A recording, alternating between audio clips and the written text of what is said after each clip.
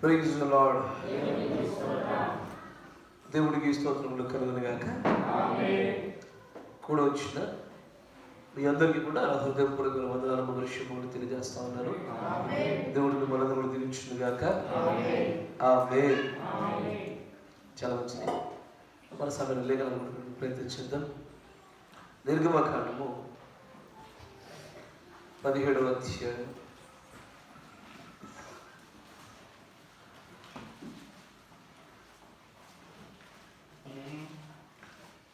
నిర్గమకాండము 17వ అధ్యాయం మొదటి వచనం నుంచి గమనించుదాం.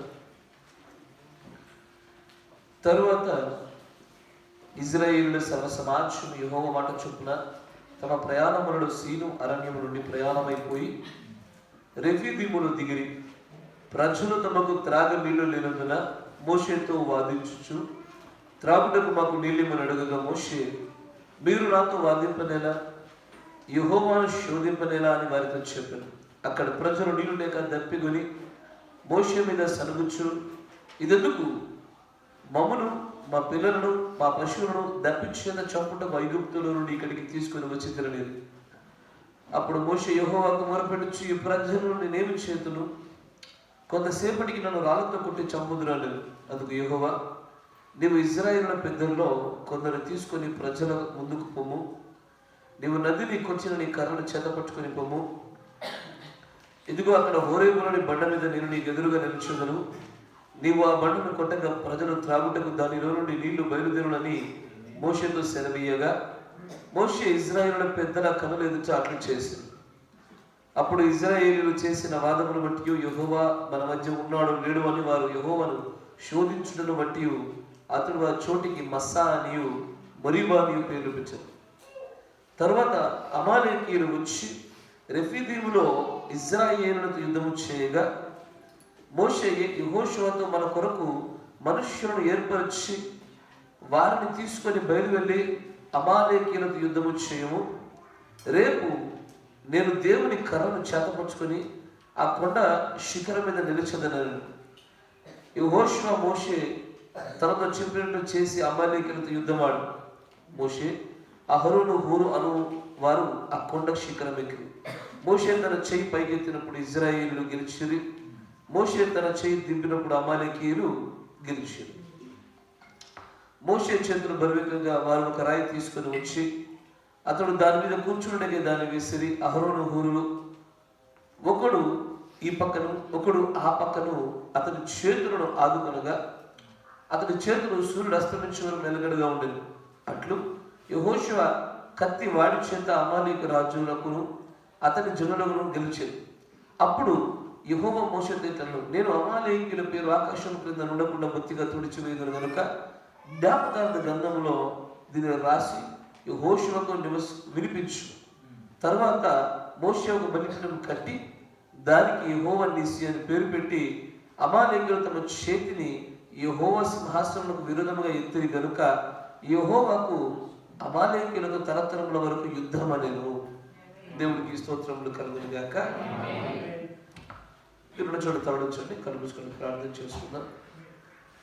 మహాపరిశుద్ధుడా, సర్వోన్నతుడా, సర్వ సృష్టికర్త, ప్రభుని ప్రియమైనటువంటి ప్రజలతో మాట్లాడవలసిందిగా ప్రభు మేమందరం ఆశించుచుండగా నీ సన్నిధిలోనికి అడుగు పెట్టడానికి మునుపు ప్రభు ఆ మోకాలు ఇచ్చినప్పుడు ఏ చిన్న తలపైతే ప్రభువును నా హృదయంలో పెట్టి ఉండావో ఆ తలంపంతటిని బట్టి కూడా ఇక్కడ వాడబడుటకు నేను వచ్చి ఉండగా పరమబోధి కూడా మమ్మల్ని వాడుకోమని ప్రార్థిస్తాం. అల్పులము, అయోగ్యులము, బలహీనులము, క్రైస్తవులమని చెప్పుకోవడానికి కూడా ఎందుకు పనికిరానిటువంటి వారమునైనా కేవలం నీ కృప చేత బ్రతుకుచ్చు మా జీవనములు వెళ్ళవచ్చుచు నీ రాజ్యం కొరకు ఎదురు చూస్తున్నాము నాయన. దయచేసి మా ప్రతి బలహీనతను మీరు క్షమించండి నాయన. మా బాధ వేదనను తొలగింపచేసి ఏ విధముగానైతే మేమందరం కూడా ఫలభరితమగినటువంటి గొప్పదైన జనాంగంగా ఉండాలో ఆ దిశలో మమ్మల్ని అందరినీ కూడా ప్రభా మీరు ఆయన పోషింపచేయమని ప్రార్థిస్తాము. ఈ చిన్న సమూహం ఈ మాటలు వింటుండగా వీరిలో మార్పులు కలుగునట్లుగా సహాయం దయచేయండి. కూడా వచ్చిన ప్రతి ఆలోచన బట్టి కూడా మేము ఎదిగే భాగ్యములు దయచేయమని ప్రభు అయినటువంటి యేసుక్రీస్తు నామములో ప్రార్థన చేయించున్నాము. ఆమేన్. Praise the lord. దేవునికి స్తోత్రములు కలుగును గాక. ఇక్కడ చదవబడినటువంటి లేఖన భాగాన్ని చూస్తే చాలా చిన్న అంశం నేను మీతో మాట్లాడాలని అనుకుంటున్నాను. It's very short topic. దేవుడు నా హృదయంలో పెట్టినటువంటి ఒక చిన్న తలపు కనుక దాన్ని మీ ముందు ఖచ్చితంగా పెట్టి తీరాలి. ఏదైనా ఒక వ్యవసాయకుడికి మంచి నేల ఉన్నప్పుడు ఆ నేలలో బాగా సారము కలిగిందిగా ఉండి ఆ నేలలో ఏ విత్తనాన్ని పెట్టినా అది ఆరోగ్యకరమైనటువంటి లాభములతో కూడుకున్న పంటను అనుగ్రహించగలుగుతుంది అని తెలిసినప్పుడు ఆ యజమానుడు ఆ పంట విషయంలో, ఆ నేల విషయంలో చాలా జాగ్రత్త పడతాడు. దానిలో తనకి ఇష్టమైనటువంటి పంట వేయడానికి ఇష్టపడతాడు. మిగతా నేలలలో ఫలింపనటువంటి విత్తనములను సైతము కూడా ఎక్కడైతే బాగా సారము కలిగి అంటే మంచి పోషకత కలిగినటువంటి ఆ నేలలో వేసి వాటిని పెంచాలని ఇష్టపడతాడు. అట్లా పోషణ కలిగినటువంటి ఆ నేల యొక్క విలువను ఎంత పెట్టినా కూడా మనము తీసుకోలేము, వెల కట్టలేము దానికి. ఇప్పుడు ఆ పోషణ అత్యధికంగా కలిగి ద నర్చరింగ్ కెపాసిటీ బాగా సారం కలిగినటువంటి ఆ నేలను ఆ వ్యవసాయం ఎంతగా ఇష్టపడతాడు అంటే దానిని తన ప్రాణం పైన సరే పోగొట్టుకో. నిజం. ఎందుకు నేను ఈ వాడల మీద చెప్తున్నానంటే సారవంతమైనటువంటి నేలగా మన కుటుంబాలు వ్యక్తిగతంగా మనం ఉండడం మంచిది, చాలా మంచి విషయం. కానీ సారవంతమైన సంఘంగా ఉండడం అనేటువంటిది ఖచ్చితంగా జరిగింది. ఎందుకు సారవంతమైన సంఘంగా ఎందుకు ఉండాలి అంటే దేవుడు ఏదైనా ఒక పాత్రను నింపడానికి ప్రయత్నం చేస్తున్నప్పుడు దాంట్లో పట్టగలిగేంత ఆ మోతాదు మాత్రమే పట్టి మిగతాదంతా వృధా అయిపోతుంది. ఇప్పుడు ఆ పాత్ర యొక్క కెపాసిటీ ఎంతో అంత మట్టికి అది పట్టుకోగలుగుతుంది. ఒకసారి ఆ పాత్ర యొక్క కెపాసిటీ దాటి మించి ఎంతగా పోసినా అదంతా వృధాయే. ఆ నేలలో సారము లేకుండా ఎంత దేవుడు వ్యవసాయకుడైనటువంటి ఆయన దాన్ని సేద్యం చేయాలని ప్రయత్నం చేసిన వృధాయే. నాకు ఎందుకు ఈ రోజున ఒక చిన్న తలంపు కలిగింది. దేవుడు ఒక సంఘంలోనికి తన ప్రియమైనటువంటి పిల్లలను ఒక చోటికి సమకూర్చుంటారనేటువంటి విషయాన్ని గురించి ఆలోచన చేసినప్పుడు పక్షిరాజులు నిజంగానే ఎక్కడైతే ఆ ఆహారం ఉంటుందో అక్కడికే వచ్చి ఉంటాయి. ఆమేన్. ఆహారం ఉండే చోట ఖచ్చితంగా పక్షిరాజులు పోగవుతాయి. ఎసారో కండి కడుపు నిండగానే ఏం చేస్తాయి?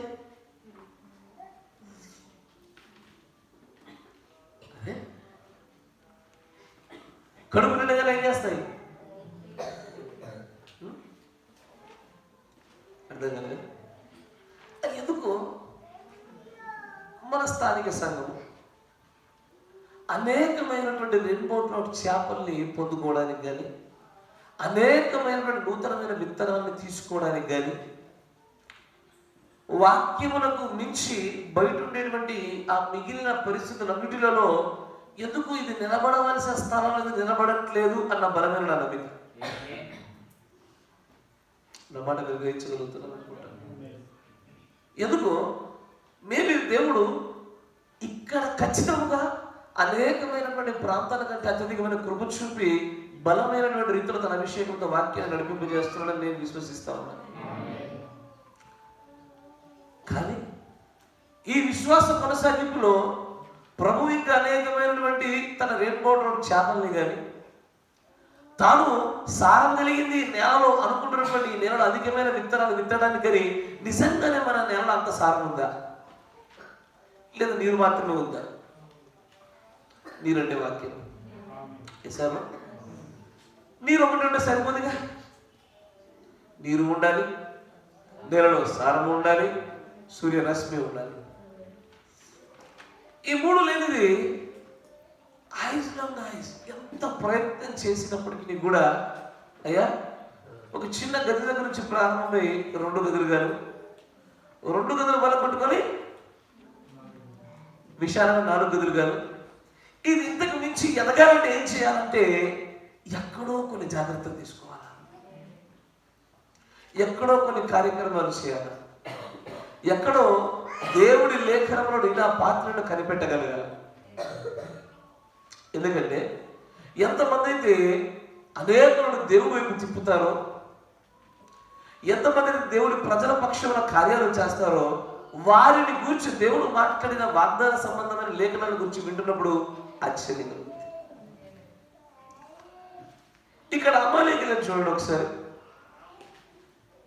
వీరు ఎక్కడో ఐగుప్తుల నుంచి బయటకు వెళ్ళిపోయినటువంటి ఇశ్రాయేలీయులు వాగ్దాన దేశం వైపు అడుగులు వేస్తూ ఉండగా మార్గ మధ్యంలో అనేకమైనటువంటి ప్రాంతాలు కూడా వెళ్తూ ఉన్నారు.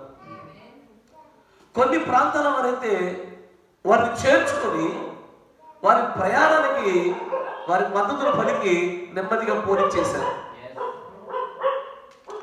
మరికొంతమంది వారి భూభాగం మీద నుంచి వెళ్ళిపోతూ ఉంటే ఎక్కడ తమ దేశంలో సంపద మరియు మా దగ్గర ఉండే ముడి సరుకులు, కొలువు ఉంచుకున్న ధాన్యములు ఇవన్నీ కొల్లగొట్టుకుని పోతారేమోనని వారిని ఆ మార్గం గుండా వెళ్ళడానికి అనుమతించకుండా ఉన్నటువంటి రాజులు లేకపోలేదు. ఇసాను వారిని క్షమించడం కొరకై వారి కొన్ని కొంతమంది ప్రవర్తనలు తెచ్చుకున్న వారు లేకపోలే. కానీ ఇక్కడ మీరు ప్రయాణమైపోవచ్చుండగా అమాలేకీయులకును ఇజ్రాయేలు వారికి నిత్యము తరముల వరకు కూడా యుద్ధాన్ని, వైరాన్ని, శత్రుత్వాన్ని దేవుడు ఏర్పాటు చేశాడు. ఎందుకు తరతరముల వరకు? ఎందుకు? యుగాల వరకు కూడా తరతరాల వారు బ్రతికినంత కాలం భూమి మీద ఒకరితో ఒకరు పొదకుండా యుద్ధాలు చేసుకుంటూనే ఉంటారు. ఏదో ఒక మార్గంలో, ఏదో ఒక రూపంలో. దేనిని బట్టి? దేవుడు ఎల్లవేళలా కూడా పాత నిబంధనలు మీరు చూస్తుంటే ఒక మాట చెప్తాడు. ఎంతమంది అయితే ఇజ్రాయేలును శపిస్తారో వారందరూ శాపగ్రస్తులు అవుతారు. ఎంతమంది అయితే ఇజ్రాయేలు చేర్చుకుంటారో వారందరూ కూడా ఆశీర్వదించుకుంటారు. అటు ఇజ్రాయేల్ అనే దేశమునైనా సరే, ఆ ప్రజలైనా సరే, వారు తమది కాని దేశ ప్రాంతాల గుండా వెలుచున్నప్పుడు వారిని చేర్చుకోవలసిన విధానంలో చేర్చుకోకపోవటం వలన ఇలాగే కొంతమందికి యుగాల వరకు, తరాల వరకు కూడా శత్రుత్వాన్ని వైరాన్ని పెట్టారు దేవుడు. కొంతమంది బాగా చేర్చుకోగలిగారు. ఈరోజు నేను మీతో మాట్లాడాలనుకుంటే అంశం ఏంటంటే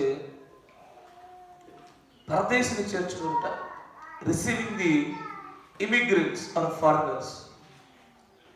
ఎందుకయ్యా అంటే దేవుడి యొక్క సంఘము అత్యధికంగా ఉత్పత్తి అయ్యేటువంటి ఏకైక సూత్రము రిసీవింగ్ ద ఫారినర్స్.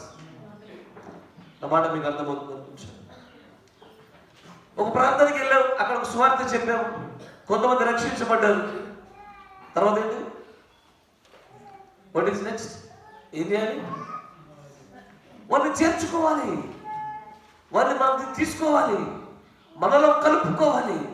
ఇక వారు పరదేశులుగా ఉండకూడదు. ఇది ఎందుకయ్యా అంటే దేవుడి ప్రజలు భూమి మీద చెల్లాచెదరుగా కొట్టబడ్డారు. పక్షిరాజులు ఒకే చోట లేవు. ఈ రోజున ఒకే చోటికి వెళ్ళి సమకూర్చబడాలి అంటే వీరిని ఆకర్షించేది వాక్యం మాత్రమే. అబ్సల్యూట్లీ.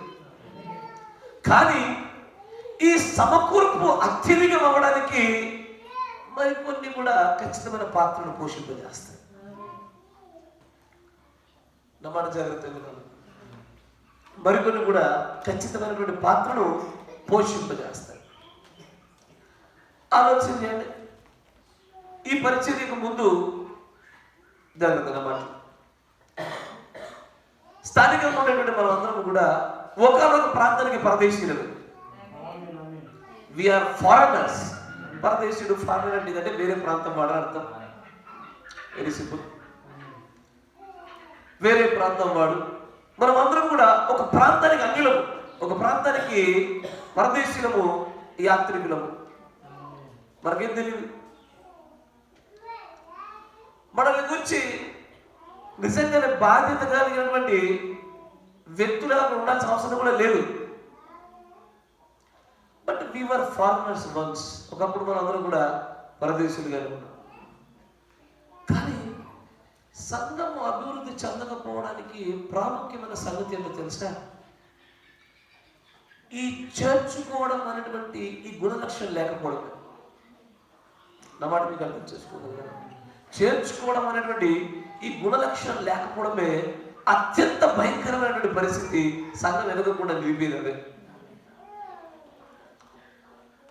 కేవలం తమ ప్రాంతంలోనికి వేరే ప్రాంతం నుంచి పరదేశులుగా వచ్చిన వారిని చేర్చుకోకపోయినందున అమాలేకీయులకు, ఇశ్రాయేలులకు నిత్యము వారు చనిపోయేంత వరకు యుద్ధాన్ని ప్రకటింపజేశారు దేవుడు. మేబీ వాళ్ళు అలాగ పోనిచ్చుంటే ఏమనుకున్నారు? కరెక్టేనా? వారు అసలు వాగ్దాన దేశంలో అరణ్యంలో కనబడుతున్నారు. వాళ్ళంతా ఇస్రాయేల్లో రెఫీదీ అరణ్యం యొక్క చుట్టుపక్కల ప్రాంతంలో కనబడుతున్నప్పటికీ కూడా చేర్చుకోకపోయినందున ఖచ్చితంగా దేవుడు వారిని ఏం చేస్తా ఉన్నాడు? నిత్యము వారికి వైద్యం పెడతా ఉన్నాడు. ఏంటి ఈ పరదేశుల కాన్సెప్ట్ ఏంటి అసలు అంటే, మంచిగా గమనించారు. పరదేశుల కాన్సెప్ట్ ఏంటంటే దేవుడి ప్రజలందరూ పరదేశీయులు, యాత్రికులే. ఇది మన దేశం కాదు, మన ప్రాంతం కాదు, మన భూమి కాదు. మనమందరం కూడా ఒకానొక ప్రాంతంలో నుంచి తలంపుల వలె గుడిపడి మరలా ఫలభరితము చెందబడినటువంటి సమూహంగా ప్రాంతానికి వెళ్ళబోతున్నాము. ఆ దేశంతో పోలిస్తే ఈ భూమి అంతా కూడా మనకు పరదేశులే, మనం ఈ యాత్రికులే. ఎసారో కానీ కొంచెం స్పెసిఫిక్ గా మాట్లాడితే స్థానిక భూభాగాల విషయంలో కూడా దేవుడు ఏం చేస్తాడంటే ఒక్కొక్కరికి ఒక్కొక్క ప్రత్యేకమైన భూభాగాన్ని అప్పచెప్పి ఆ భూభాగ విషయంలో ఎవరికైతే యజమానత్వం అప్పచెప్తాడో వారికి కొన్ని ప్రత్యేకమైన ఆజ్ఞలు పెట్టాడు. నా మాట వింటున్నారా? కొన్ని ప్రత్యేకమైన ఆజ్ఞలు పెట్టాడు. ఈ ఆజ్ఞలు పెట్టిన చోటికి వేరే ప్రాంతం నుంచి ఇక్కడికి ప్రజలు వచ్చుచున్నప్పుడు ఈ ప్రాంత ప్రజలు ఏం చేయాలని దేవుడు చెప్పాడో అది ఖచ్చితంగా తెలుసుకోవాలి. అది ఎంత ప్రాముఖ్యమైందో, ఎంత శక్తివంతమైందో, దానిలో ఎన్ని ఆశీర్వాదాలు, ఎన్ని శాపాలు దాచి ఉంచోడో తెలుసుకోవాలి. కీర్తన గ్రంథం 146వ కీర్తన 9వ వచనం చూడండి.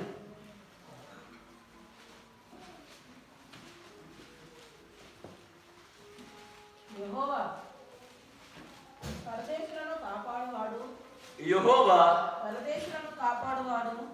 పరదేశులను కాపాడువాడు. ఆయన తండ్రి లేని వారిని విధవరాలను జాగ్రత్తగా గమనించాడు. బైబిల్లో మనుషులందరినీ దేవుడు సమానంగా ప్రేమించాడు. కొంతమంది మీద ఎక్కువ కరుణ చూపుతున్నాడు. వారు ఎవరయ్యా అంటే తండ్రి లేని వారు, విధవరాలు. వీరి కోసం ప్రత్యేకమైన లేఖనాలు రాయబడ్డాయి. వారిని ఎలా చూసుకోవాలో చెప్తా ఉంటుంది. ఎక్కువ శ్రద్ధ కలిగి ఉండాలి వారి పట్ల. మిగిలిన వాళ్ళ పట్ల కనబరిచేటువంటి కృప కన్నా ఈ వర్గం పట్ల కనబరిచే కృప అధికంగా ఉండాలి. ఆ వర్గం ఏది అంటే ఒకటి విధవరాళ్ళు అంటే భర్త లేని వారు లేదా తండ్రి లేని వారు. వీరిపైన ఖచ్చితంగా దేవుడు వీరిని కాపాడుతూనే ఉంటాడు. ఇది ఆయన వాగ్దానం. కానీ ఆశ్చర్యకరమైన విషయం ఏంటంటే ఈ వర్గంలో పరదేశంలో చేర్చాడు. The one who is a foreigner. ఎందుకంటే అసలు ఆయన ప్రజలు ఎల్లప్పుడూ పరదేశీయులే. మీరు ఆలోచన చేస్తే ఎందుకు ఈ పరదేశీయుల విషయంలో ఆయన గొప్పది రాజ్యం ఎందుకు పెట్టాడంటే అబ్రాహాముతో ప్రారంభించి తన దేశం కాని దేశంలోనికి, తనదైన దేశంలోంచి బయటకు పంపి పరదేశీ ప్రయాణం మొదలుపెట్టాడు. అక్కడ స్టార్ట్ చేశాడు. ఈయన వెళ్ళిన ప్రతి చోట పరదేశీ. ఇస్రాయేలు తర్వాత మోషేను చూసుకోండి, ఆయన పరదేశే, ప్రాంతాలకు పారిపోతూ ఉంటాడు. యోసేపు పరదేశే, యాకోబు పరదేశే. నేను చెప్పింది మీరు గ్రహించగలుగుతున్నాను. వారు పుట్టినటువంటి పెరిగినటువంటి వారి ప్రాంతంలో వారు నివసించలే. వాళ్ళు ఎప్పుడు కూడా పుట్టి పెరిగిన ఒక చోట, తమ జీవితాలలో దేవుడి యొక్క చిత్తాన్ని పరిపూర్ణం జరిగించిన మరో చోట పరదేశీలే. తీరా ఇజ్రాయేలు రాజ్యం సామ్రాజ్యం ఏర్పడిన బాబు అనుకుంటే మొత్తం కొల్లగొట్టబడి చల్లగొట్టబడి భూమి యొక్క నలుదిక్కులోనికి మళ్ళా పరదేశీలు అయిపోయారు.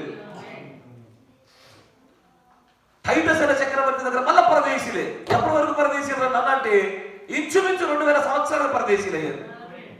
వారిలో కొన్ని దేశాలు ఇజ్రాయేల్ యొక్క సమూహాన్ని చేర్చుకోలేదు, కొన్ని దేశాలు చేర్చుకున్నాయి.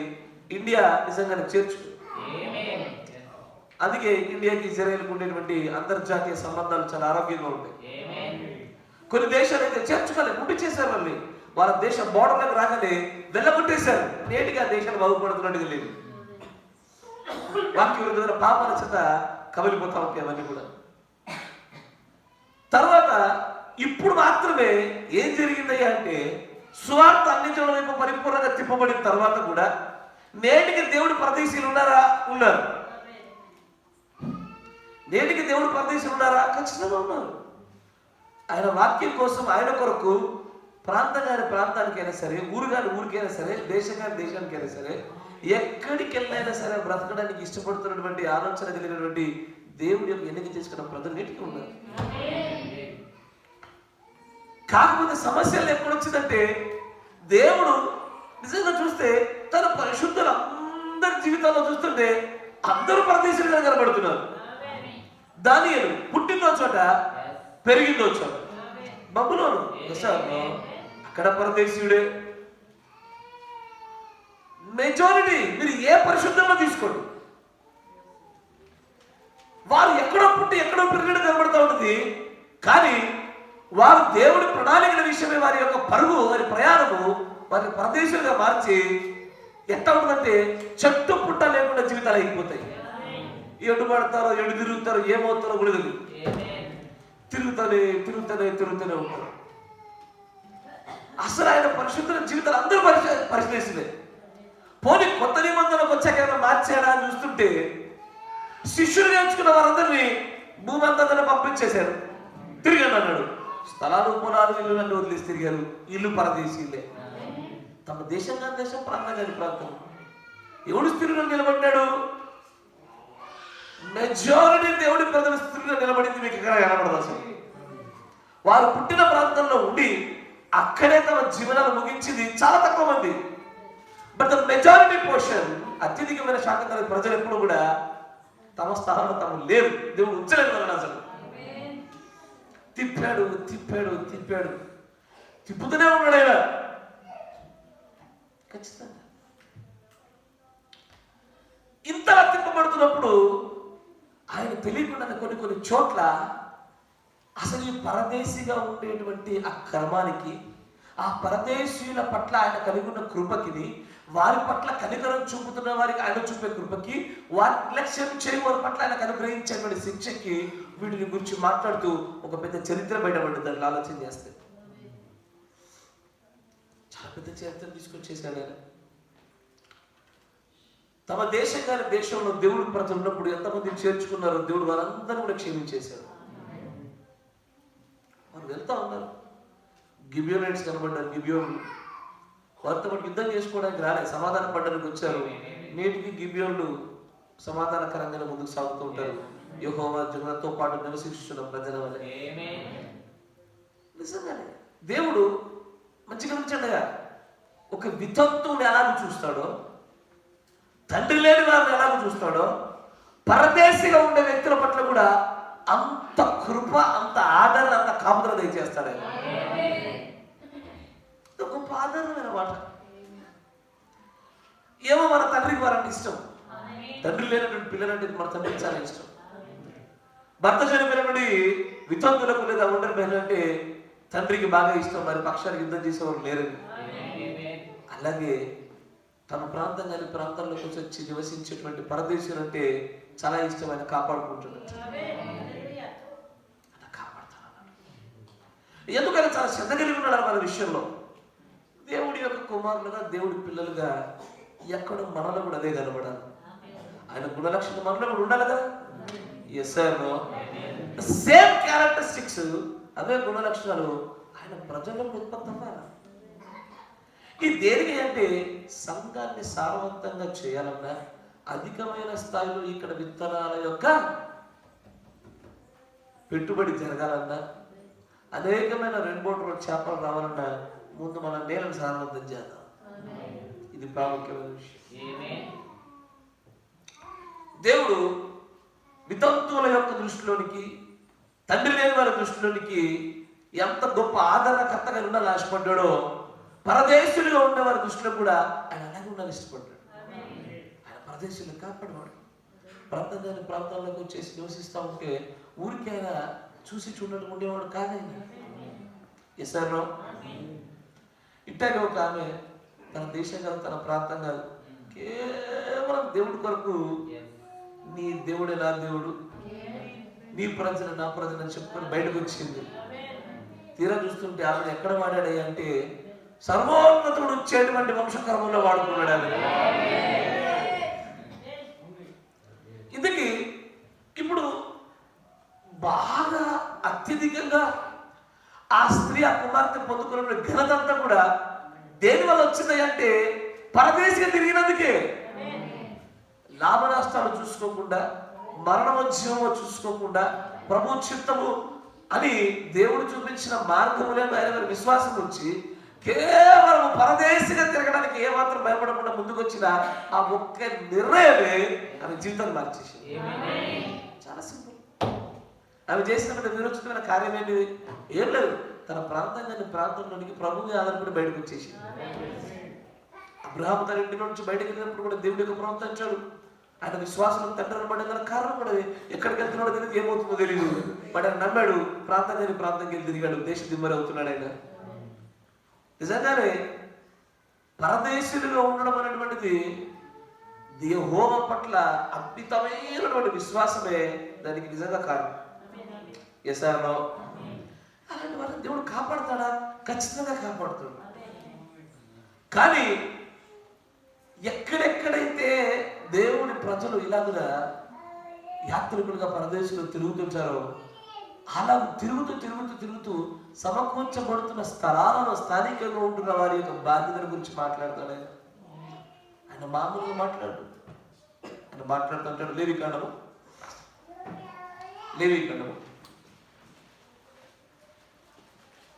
19వ అధ్యాయం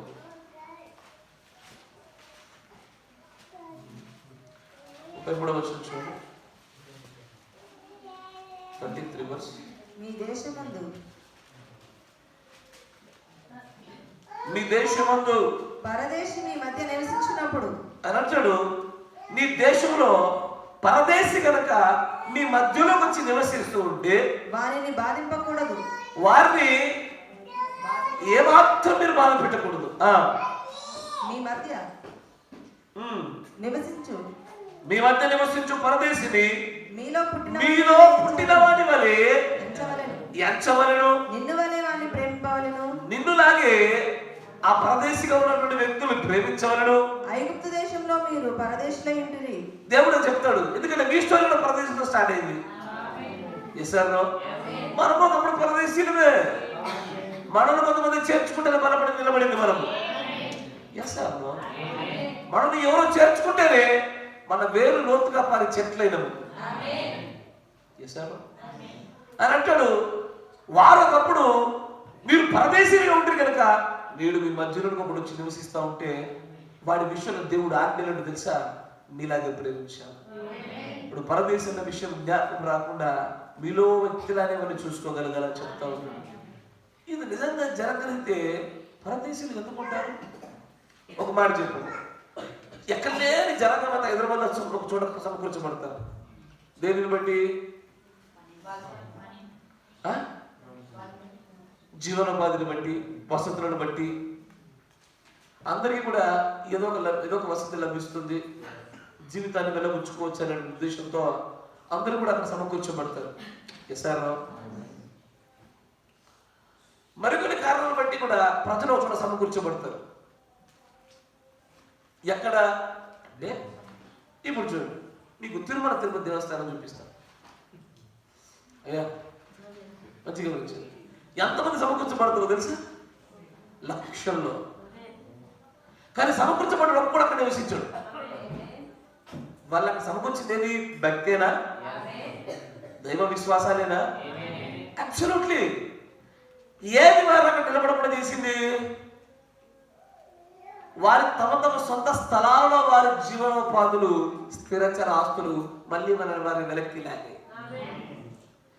హైదరాబాద్ లాంటి ప్రాంతంలో చూడండి, భక్తి ఉండదు, కానీ జీవనోపాధులు ఒక కారణము బలంగా చుట్టుపక్కల 100, 200, 300 గ్రామాల నుంచి ప్రజలు ఆకర్షించే చోటు పెడతా ఉంటుంది. భక్తి ఆకర్షించలేదు, జీవనోపాధులు ఆకర్షించలేదు. ప్రజలు ఎక్కువగా ఉండేది ఎక్కడ అంటే ఈ జీవనోపాధులు దొరికే చోటు ఎక్కువ ఉంటారు అన్నమాట. వింటున్నారా? దీనిని భౌతికంగా ఆత్మీయంగా రెండింటిగా చూస్తే, ఆత్మీయమైన ఆహారం దొరికే చోట పక్షిరాజులు ఉంటాయి సార్.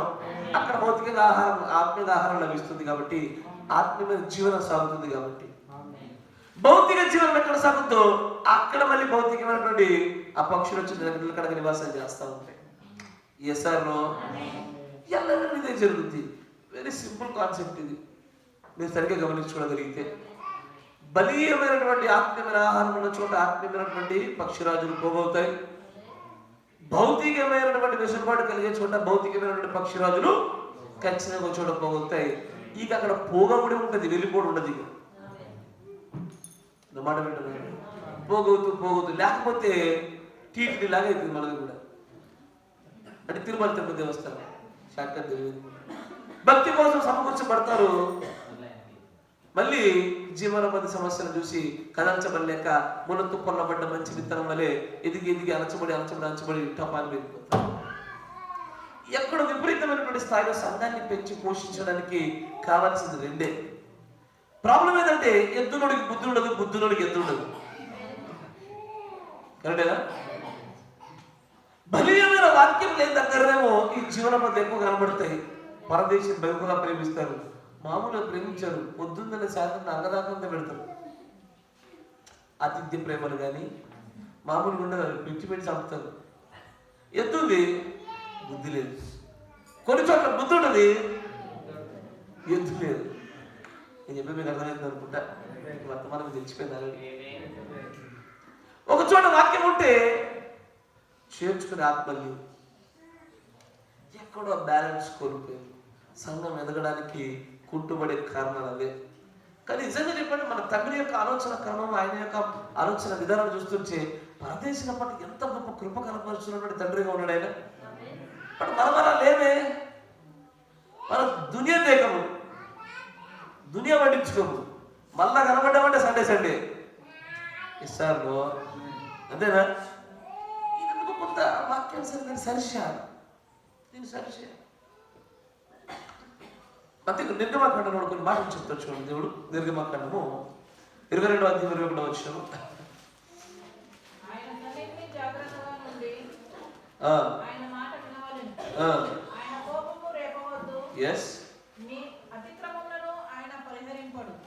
నా నామము ఆయనకున్నది.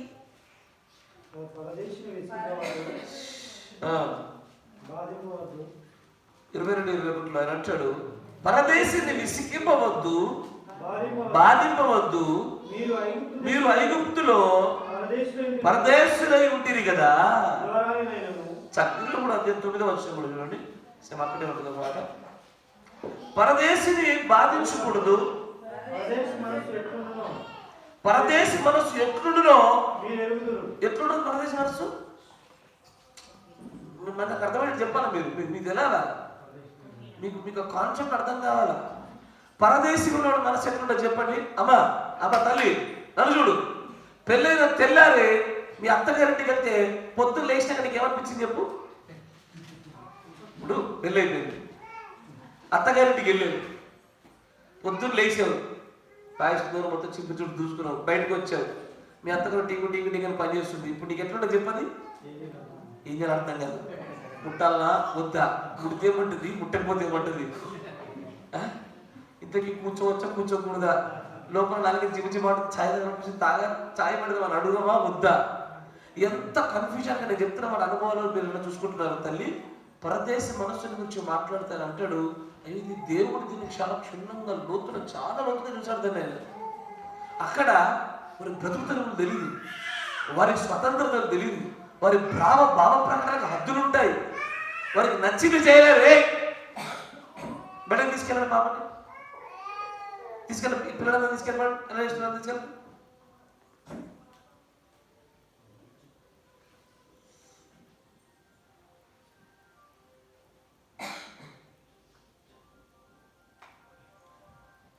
జాగ్రత్త మనసు చూడండి, పక్కన ఉంటాడు. పరదేశిని మీరు బాధింపకూడదు, పరదేశి మనస్సు ఎట్లుండునో మీరు ఎరుగుదురు. ఎందుకు ఎరుగుదురు అంటే ఒకప్పుడు మీరు కూడా పరదేశులు కాబట్టి.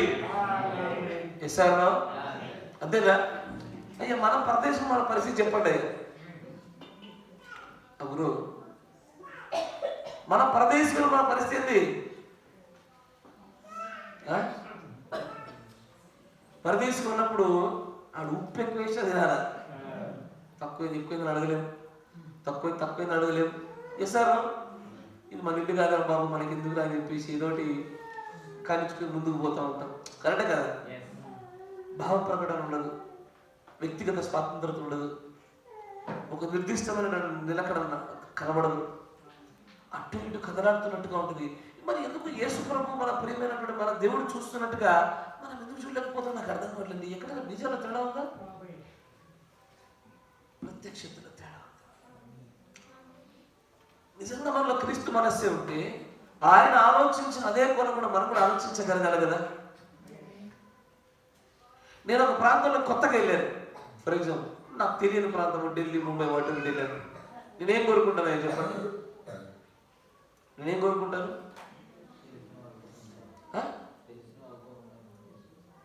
నాకు తెలిసిన వాళ్ళు లేరు అక్కడ. నేను ఒక్కరిని కొత్తగా వెళ్ళా. ఏం కోరుకుంటాను? లాంగ్వేజ్ అని ఒకరు, సేఫ్టీ కావాలని ఒకరు, కరెక్షన్, ఇంకా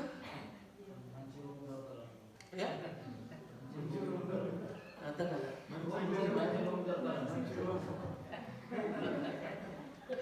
వాస్తవమే, అది కూడా కరెక్టే, పాయింటేగా. అంటే మంచి నివాస స్థలం దొరకాలని ఆశపడతారు. తర్వాత చుట్టూ కొద్ది అర్థం చేసుకునే వాళ్ళు, అక్కడ మంచి చెడుల గురించి మాట్లాడేవాళ్ళు, మన ఒంటరితనాన్ని పోగొడుతూ మనకు కొంత ఆదరణగా అండగా నిలబడే వాళ్ళు ఒకరు ఉంటే బాగుండు అనిపిస్తుంది. కరెక్టేనా? పరదేశం మనసు అంతే కదయ్యా. మనం అట్లా చూడము. మనం అట్లా చూస్తామంటే మనమెంతో అల్లంతే, చర్చిలో మనమెంతో అల్లంతే, ఎవరెంత ఏంటంత. నేను పరదేశం వచ్చినప్పుడు నా బాధ చెప్తాను చూడండి. మీకు ఈ కెమెరా ముందు బాగుంది తప్పదిగా. బిచ్చగాళ్ళకి గ్యాస్ బోర్డు అడుక్కోవాలి, మాకు కనెక్షన్ లేదు కాబట్టి. మళ్ళీ మేము ఫ్రీగా తీసుకునేది కూడా కాదు. మళ్ళీ దానికి ముష్టల బతుకు అసలు. ఇప్పుడున్న పరదేశాల బతుకు కూడా అంతే, కానీ అది చెప్పుకోలేదు. ప్రాంతానికి వచ్చే ఇరుకులు ఇబ్బందులు ఉంటాయి, భద్రత విషయంలో ఇరుకులు ఇబ్బందులు ఉంటాయి, పలుకు అంటే ఏదైతే చుట్టూ ఉన్నటువంటి పరిచయం ఇబ్బందులు ఉంటాయి, జీవన భద్రతలకు ఇబ్బందులు ఉంటాయి, నివాస స్థలాలకు ఇబ్బందులు ఉంటాయి. కానీ పరదేశ మనస్సుని ఎరిగి క్రీస్తు కలిగి ఉన్నటువంటి అదే ఆలోచనలోనికి ఎందుకు నడవడికలు దేవుడి పిల్లలు ఫెయిల్ అయ్యారు. ఇది బాగా చేయగలిగి ఉంటే బాగుండేది. నాకు తెలిసినటువంటి మీ అందరికి తెలిసినటువంటి ఒక స్థలం ఉండాలి. అక్కడికి ఎక్కడెక్కడెక్కడ నుంచో ప్రాంత ప్రజల నుంచి యవనస్తులు వాళ్ళు అందరూ సమకూర్చబడ్డారు. తిండి లేదు, తిప్పలేదు, ఉద్యోగాలు లేవు, పెళ్లి లేవు, తల్లిదండ్రులు లేవు, స్థలాలు లేవు, పొలాలు లేవు, అందరూ తెచ్చుకొని ప్రాంతంగా బతికారు. అక్కడ నిజంగా ఈ పరదేశ నియమాలు పాటించి ఉంటే గనక ఒక్కడు బయటకు రాకపోయేవాడు. సో మనం కూడా అదే ఫేస్ చేస్తాం. ఎందుకంటే వాక్యానుసారముగా ఒక నిర్మాణం జరుగుతున్నప్పుడు ప్రతిదానికి వాక్యంలో సమాధానకరమైనటువంటి లేఖనాలు పునాదుల్లోకి కనబడుతుండగా దాన్ని పాటించగలిగితే ఒక అద్భుతమైన ఆత్మ నిర్మాణం జరుగుతుంది. ఇది జరగట్లేదు. దేనికి జరగట్లేదంటే నిజంగా మనకు తెలియదు ఇవన్నీ విషయాలు. అసలు నిజంగానే ఒక పరదేశంలో మనం ఎలా చేర్చుకోవాలా? కానీ ఒక సందేశాన్ని మీరు కలవరి టెంపుల్ ఉంటుంది, కొత్తగా ఒకసారి పోను, కొత్తగా ఒకసారి పో, ఎవడో ఒకడు నీ పైన స్పెషల్ స్పాట్ లైట్ వేస్తాడు, ఈ క్యాండిడేట్ కొత్తగా ఉన్నాడు, ఓకే. తర్వాత ప్రేయర్ అయిపోయినాక ఏం చేస్తారు? రెండు పేరు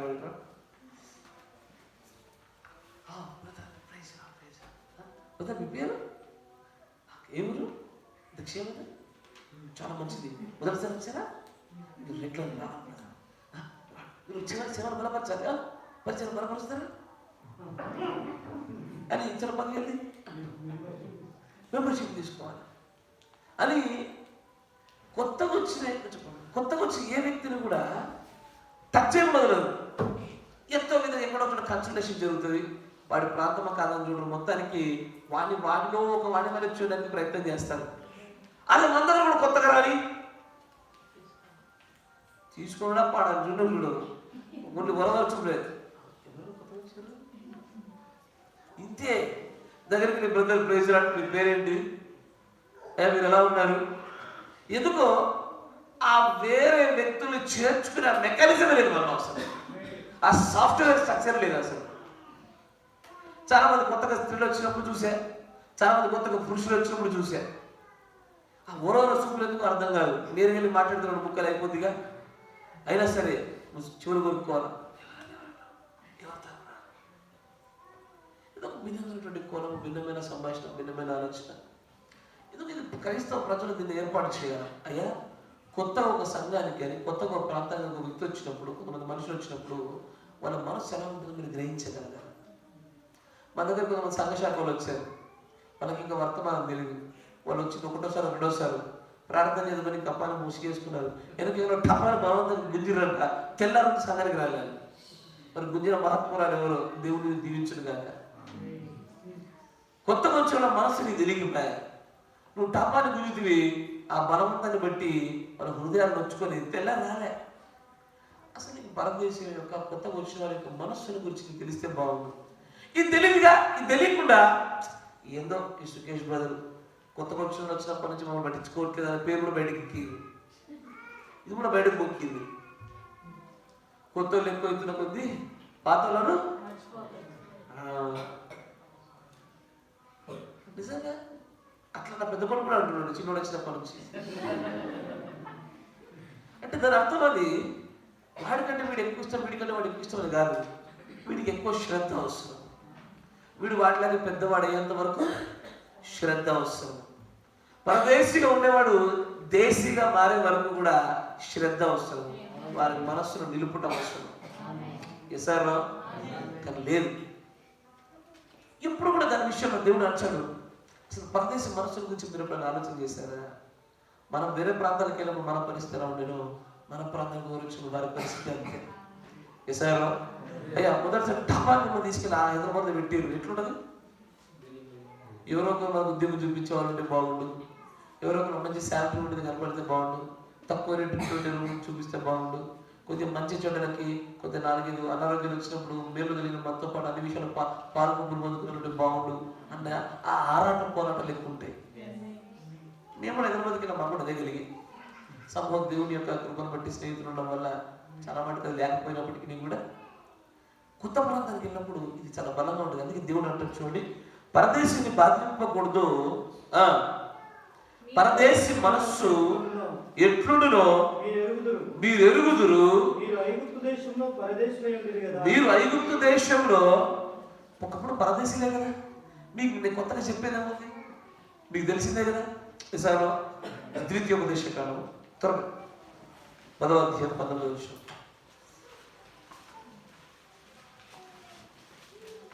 చిన్న అంశమే కానీ మీ హృదయంలో ఇది చుచ్చుకొని పోవాలి.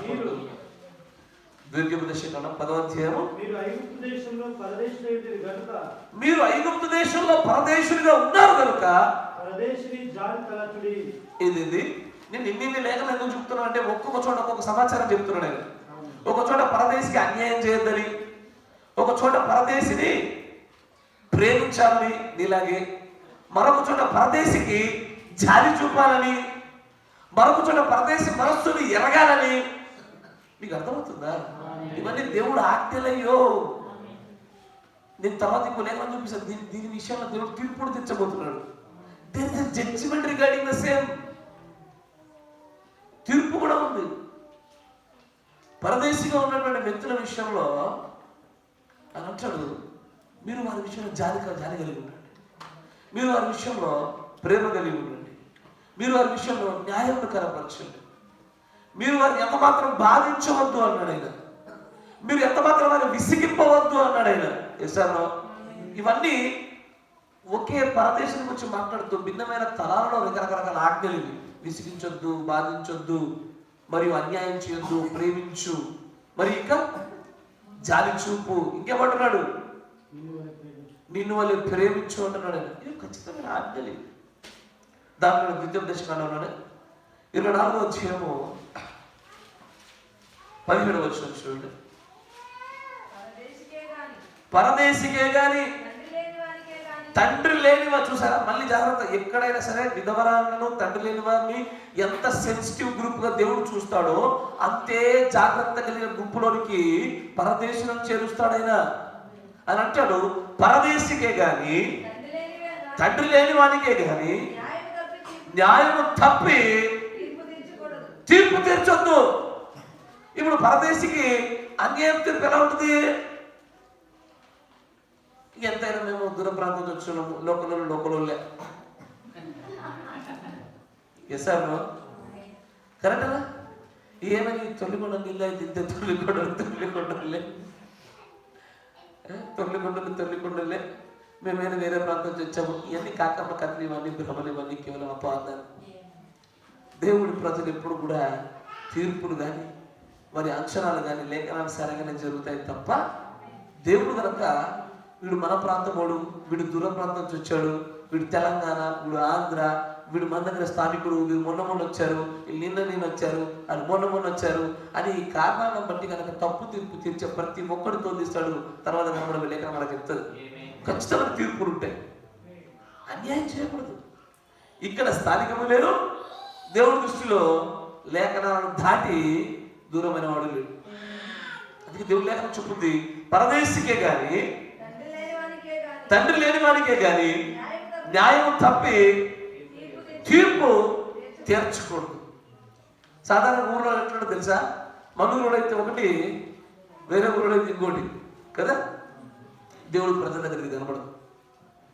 మనకు పరిచయం ఉన్నాడా, మనకు పరిచయం ఉన్నాడా, ఇది లేదు. దేవుడు నిజంగానే అనేకమైన చోట్ల పరదేశుల విషయంలో జాగ్రత్తలు ఎందుకు చెప్పాడంటే, ఈ జాగ్రత్తలు తీసుకుంటే చాలు కుప్పల తెప్పల పక్షిరాజు పిల్లలు వస్తాయి, ఊహించాలని పక్షిరాజు పిల్లలు వస్తాయి. కానీ ఎక్కడో ఈ జాగ్రత్తల విషయంలోనే కొంత మనం ఎదగడం అవసరమైంది. మరొక లేఖను చూపిస్తాను. 27వ అధ్యాయము 19వ వచనం చూడండి. పరదేశికే గాని తండ్రి లేని వానికి, అయ్యే జాగ్రత్త, తండ్రి లేని వానికి కనపడిన జాగ్రత్త గమనించాలి. ఇలాంటి వ్యక్తుల కనుక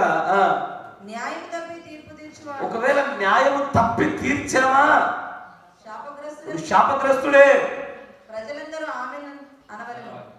ఆమేన్.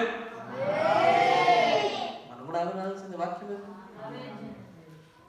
ప్రాంతం వచ్చినప్పుడు ఏం చేయాలయ్యా? న్యాయం తప్పి తీర్పు తెచ్చుకోవద్దు, వారి విషయంలో జాగ్రత్త పడాలి. ఇది శాపగ్రస్తులు అవ్వడానికి కారణమయ్యేటువంటి గొప్ప ఆజ్ఞ. అది ఊరికే స్లైడ్ చేసేసి చూసి చూడగా పోలించేది కాదు. జాగ్రత్త పడాలి. అది ఒక వ్యక్తి ఎంతకాలం పరదేశి,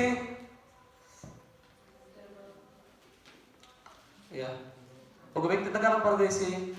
6 నెలల, సంవత్సరమా, ఎప్పుడు ఎంతకాలం వరకు? ఇండైరెక్ట్ కరెక్టే చెప్పావు. ఎగ్జాక్ట్లీ. ఎందుకంటే పౌలు గారు పెద్ద ఉదాహరణ. ఆయన రోమీయుడు. రోమీయుడు అయ్యావు?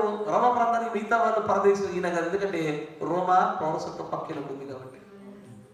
ఇక్కడ ఒకసారి ఆయన స్థానిక సంబంధమైనటువంటి గుర్తింపులను, ఆ స్థిరత్వానికి సంబంధించినటువంటి వెసులుబాట్లు కలిగిన తర్వాత ఇక పరదేశీ కాదు, దేశీయ. ఎస్ఆర్ ఇక దేశీయ.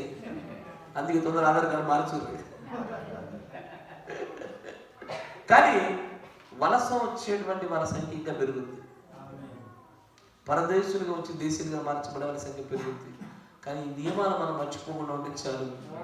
ఎందుకంటే దీని విషయం మన శాపగ్రస్తులు కాకుండా ఎసారో జకర్యా గ్రంథము 7వ అధ్యాయము 10వ వచనం.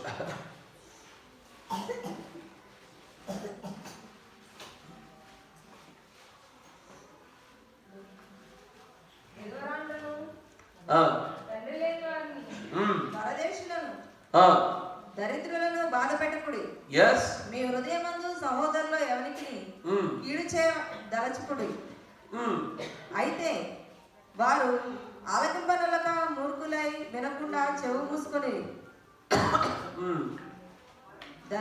ఒక మాట గమనించు, ఇక్కడ దేవుడు మరలా అదే పిల్లలు లేనటువంటి, తల్లిదండ్రులు లేనటువంటి, భర్త లేనటువంటి ఆ ప్రత్యేకమైన కేటగిరీలోనికి మరలా పరదేశంలో మాట్లాడుతూ వీరి విషయంలో మీరు జాగ్రత్త అంటారు. లోకానికి ఈ పరదేశుల విషయంలో ఉండేటువంటి పట్టుదలకి దేవుడు ప్రజల్లో ఉండేటువంటి ఆలోచన విధానానికి చాలా వ్యత్యాసం ఉంటాయి.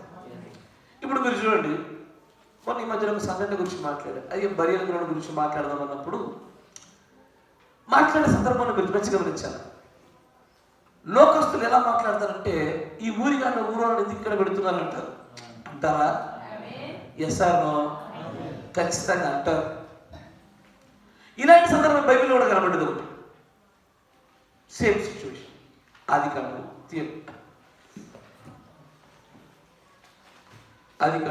23వ అధ్యాయం 1వ వచనం చూడండి. సారా జీవించినటువంటి కాలము అనగా సారా బ్రతికిన ఏళ్ళు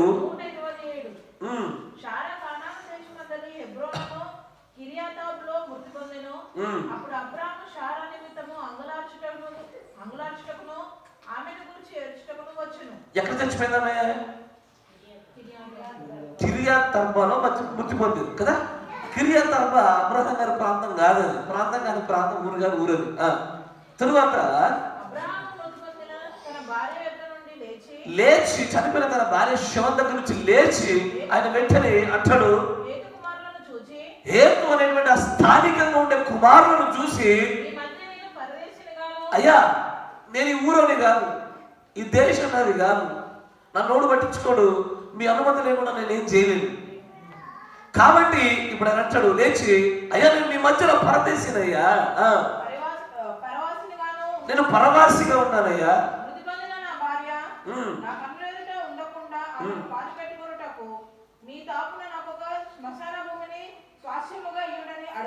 అడుగగా హేతు కుమారులు వారి ప్రాంతంలో ఉండేటువంటి ఆ భూభాగంలో వారు ఏమన్నారో తెలుసా? వారి ప్రాంతం హేతు కుమారులు వారు అంటారు, అయ్యా నువ్వు పరదేశివే, నువ్వు పరవాసివే, కానీ నువ్వు మంచోడివి, ఇదిగో నీకు కావాలంటే నువ్వు ఏ భూమిలో ఫ్రీగా తీసుకో. అప్పుడు అబ్రహాం అంటాడు, లేదు లేదు ఉచితంగా నాకు ఏదొద్దు, నేను వెళ్ళి చెల్లించేది తీసుకుంటాను. ఎసారో? కానీ ఈ శ్మశాన భూమి సంబంధించిన విషయంలో పరదేశీయులు ఎదుర్కొని పరవాసులు ఎదుర్కొనే ఆ సమస్య బైబిల్ నుంచే కనబడుతూ ఉంది. దీన్ని తీర్చవలసిన బాధ్యత ఎవరిది? ఇంత కనబడుతుంది స్థానికులే. మరి డబ్బు ఎవరు చెల్లించాలా? అందరూ చెల్లించాలి. అమ్మ మన స్థానికులు అనేది ఆయన రారా.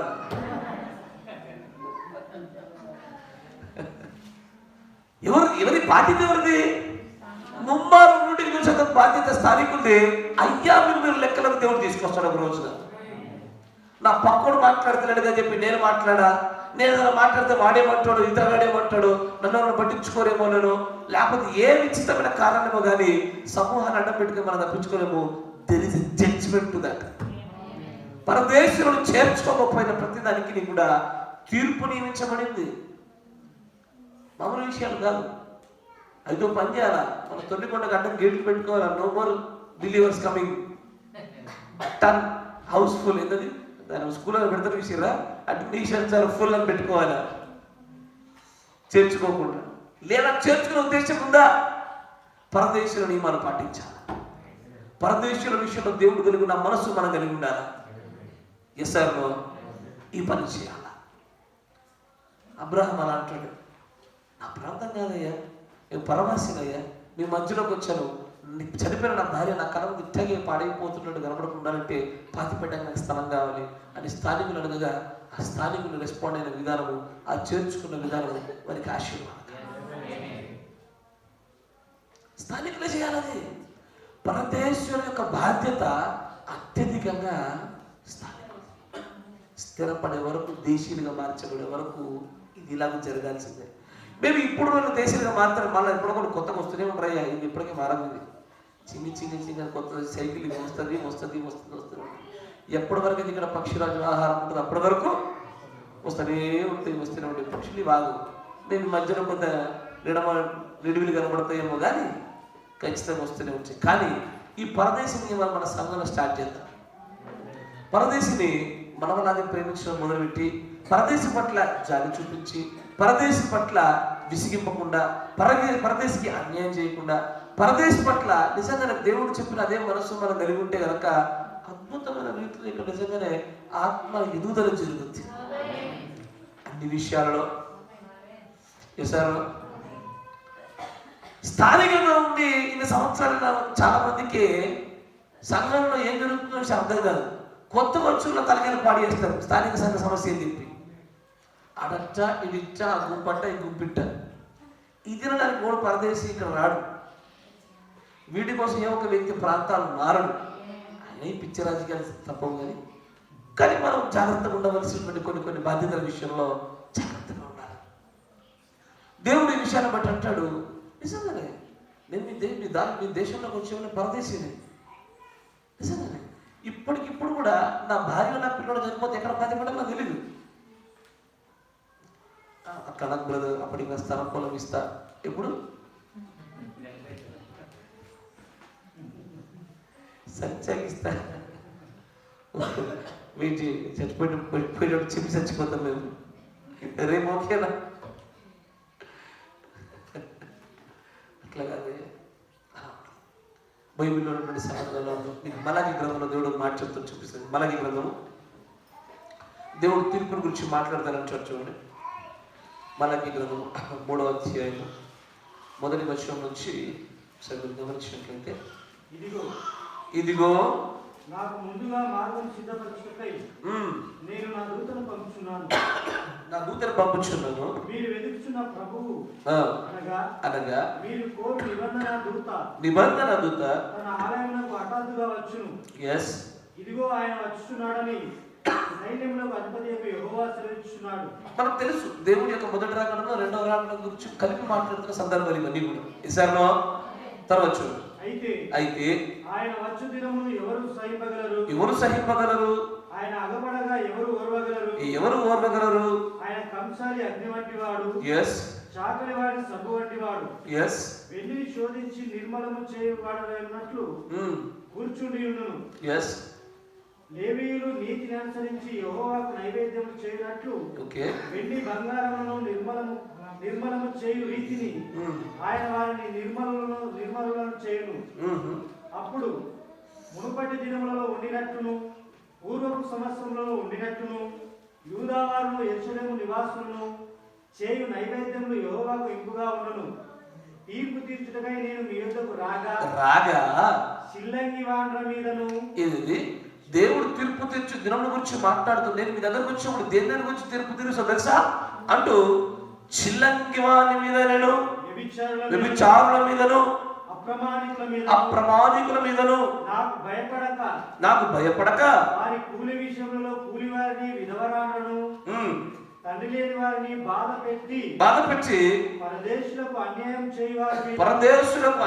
చేయు వారి మీదను సాక్ష్యం పలుకుతుందని. ఏంటి దేవుడు ఎవరంటే అన్యజనుల విషయంలో తన సొంత పదం రోషం కలిగి ఉండాలి. కానీ అన్యజనులైనటువంటి అంటే వేరే ప్రాంతంలో ఉన్నటువంటి ప్రజల విషయంలో, ముఖ్యంగా తనను నమ్మి తన దగ్గరికి రావాలని ఆశపడుతున్న వారి విషయంలో కూడా ఎంత రోషం కలిగి ఉన్నాడు అంటే, ఆయన తీర్పు తీర్చే దినం వచ్చినప్పుడు పరదేశీయుల కొరకైనటువంటి ఆ బాధ్యతలలో ఖచ్చితమైన పరీక్షను దాచిపెట్టి వచ్చాడు.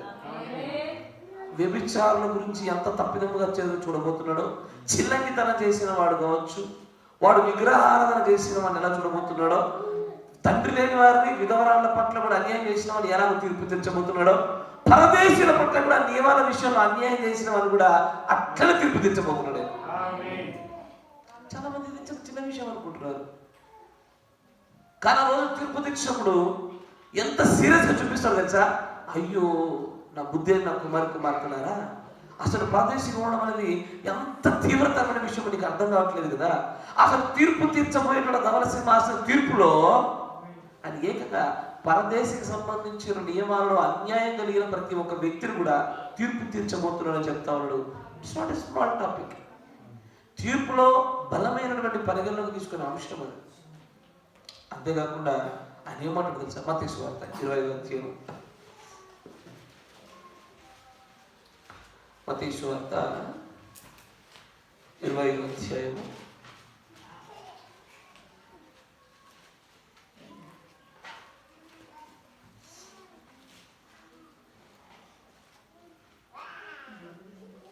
31వ వచనం చూస్తే, తన మహిమతో మనుష్య కుమారుడును ఆయనతో కూడా సమస్త దూతలను వచ్చినప్పుడు ఆయన తన మహిమ గల సింహాసనం మీద ఆసీనుడైనను అప్పుడు సమస్త జనములు ఆయన ఎదుట పోగు చేయబడుదురు. గుల్లవాడు మేకలలో నుండి గొర్రెలను వేరుపరిచినట్లు ఆయన వారిని వేరుపరిచి తన కుడి వైపున గొర్రెలను ఎడమ వైపున మేకలను నిలబెట్టును. ఇది ఏ సందర్భం మనకు తెలుసు. ఇక్కడ ఈ సమయంలో వధువు ఆయనతో పాటు సింహాసనం పైన ఉంటుంది. ఒకవేళ వధువుగా భార్యగా ఒక వ్యక్తి రాలేకపోతే కనీసము ఇక్కడ ఒక ప్రత్యేకమైన వర్గం ఉంది, నిత్యత్వంలో నిలబడే వర్గం ఇది. ఎస్ఆర్నో ఇది వధువు వర్గమా? ఇక్కడ గొర్రెల మేకలు వధువులు కాదు ఇది. ఎస్ఆర్నో ఇది వధువు అంటే భార్య కాదు ఇది. భార్య ఎప్పటికీ సింహాసనం మీద ఉంటుంది. ఇక్కడ మాట్లాడుతున్న వర్గం ఏంటి అంటే రెండవ పునరుద్ధానంలో వస్తున్న వాళ్ళు. రెండవ పునరుద్ధానంలో దేవుడితో పాటు కుడి పార్శ్వన కూర్చొని తీర్పు తీర్చుతున్న భార్య యొక్క పని. కుడివి పడం వైపు మేకల్ని గొర్రెలు విరు చేసింది ఎవరు అంటే భార్య చేయాలా? ఎసారో భార్యగా ఆ తీర్పు తీర్చేటప్పుడు కూడా కొన్ని ప్రత్యేకమైన నియమాలు షరతులు పరిగణలోకి తీసుకోవాలి. దేని బట్టి అంటే అని అంటాడు చూడు. అప్పుడు రాజు తన కుడివైపున ఉన్న వారిని చూచి, కుడివైపున ఉన్నటువంటి ఆ గొర్రెలను చూసి అచ్చడు, నా తండ్రి చేత ఆశీర్వదించబడిన వారులారా రండి, లోకము పుట్టినది మొదలుకొని మీ కొరకు సిద్ధపరిచిన రాజ్యము స్వతంత్రించుకొనుడి. మీకోసం సిద్ధపరచబడిన రాజ్యాన్ని మీరు స్వతంత్రించుకోనండి. నేను ఆకలి కొన్నాను, మీరు నాకు భోజనం పెట్టి తిని. ఓహో, దీన్ని బట్టి మనం ఆ రోజున గొర్రెల మేకలు వేరు చేయాలి. భార్యమైన మనమేనా? ఒకవేళ నువ్వు భార్య అనే లిస్టులో తప్పిపోతే కనుక ఇక్కడ కుడి పక్కన నిలబడే మేక వర్గంలో కన్నా నువ్వు రావాలి. సరే, గొర్రె వర్గంలో రావాలి. ఎసారు కుడి పక్కన ఉండే ఈ గొర్రె వర్గంలోనే ఉండాలి. ఎసారు అంతేనా కదా? గుడ్డి కన్నా మెల్ల మేలు కదా. పూర్తి నరకన పడ్డం కన్నా వధువుగా లేకపోయినప్పుడు కనీసం ఈ వర్గంలో మేలేగా. అయితే ఇక్కడ ఈ వర్గంలో కొలమానం ఏంటి? ఆకలి ఉన్నప్పుడు ఆకలి అన్నం పెట్టాలి. దప్పికొంటిని నాకు దాహమునకు నీళ్ళియాలి. పరదేశినై ఉంటిని, ఆహా నన్ను చేర్చుకుంటిరి. అవునా? ఎవరు? మనందరికి మేడ తెలుసు. లాస్ట్ కి వీళ్ళు అంటారు, నువ్వెప్పుడు పరదేశీ ఉన్నావయ్యా, నీకెప్పుడు ఆకలైందయ్యా, నీకెప్పుడు దాహమైందంటే ఈ నా చిన్నవాడిలో ఒకరిని చేర్చుకున్నారు, నన్ను చేర్చుకున్నట్టు అన్నాడు ఆయన. కానీ ఈ అంశాన్ని బట్టి తీర్పులు ఉన్నాయని, ఈ అంశాన్ని బట్టి ఆశీర్వాదాలు ఉన్నాయన్న సంగతి ఎప్పుడు పట్టించుకోడు. సంఘంలో కూడా కొత్తగా కూడా వచ్చినా, వేరే ప్రాంతం నుంచి మన ప్రాంతానికి పరదేశం కూడా వచ్చినా చేర్చుకుని అడిగాడు. నా తిండి, నా వ్యాపారం, నా ఉద్యోగం, నా పనులు తప్ప మనలాగే ప్రేమించే చాలి చూపుతూ చక్కున చేర్చుకునే వారు లేరు. తీర్పులను మన గురించి లెక్క వస్తుంది చూడండి. ఇది చిన్న విషయం అనుకుంటున్నారా? ఆయన గొర్రెల మేకలు వేరు చేస్తున్నప్పుడు చూపించే తీర్పు ఏంటంటే ఆయన నామంలో వచ్చిన ప్రజలు ఆకలి ఉన్నప్పుడు ఆకలి, బట్టలు లేకపోతే బట్టలు, దాహం ఉన్నప్పుడు దాహం ఇవ్వడం, వారు పరదేశిగా ఉన్నప్పుడు వాళ్ళు చేర్చుకుంటాయి. ఈ యొక్క కొలమానాలను బట్టి కొలుస్తూ ఉంటే దీంట్లో మనము ఏదో ఈ పరదేశాల సంగతి ఇప్పుడు మనం బయట ఎరకలే. మీరు గమనిస్తే ఈ లేఖనాన్ని మనసారి చదివేవచ్చు. తిండికి, బట్టలకు, దాహానికి మాత్రం బ్రెయిన్ ఇరికింది కానీ పరదేశానికి ఇరకలేదు. కానీ పరదేశానికి ఎంత ప్రముఖమైన సంగతి అంటే ఆయన పాత నిబంధనలో ఉన్నప్పుడు తీర్పులోనికి ధవల సింహాసనం దగ్గర తీర్పులోని లెక్క చూసుకుంటా అని మలాకి 3:5 అన్నాడు. కొత్త నిబంధన వచ్చినప్పుడు కూడా అదే ధవల సింహాసనం దగ్గర నేను కుడి పక్కన గొర్రెలు ఎడ పక్కన మేకలు పెడుతున్నప్పుడు కూడా పరదేశంలో చేర్చుకున్నారా లేదా అన్న ఒక్క దానిపైన ఖచ్చితంగా తీర్పు తీరుస్తాను, నేను వేరు చేస్తాను అన్నారు ఆయన. ఇది మనకంటే ఎందుకంటే సింపుల్ కనబడింది. మరి ఏల మన దీన్ని నిర్లక్ష్యం చేస్తా ఉన్నాం, మన దీన్ని మనం ఏల మేము పట్టించుకోలేకపోతున్నాము.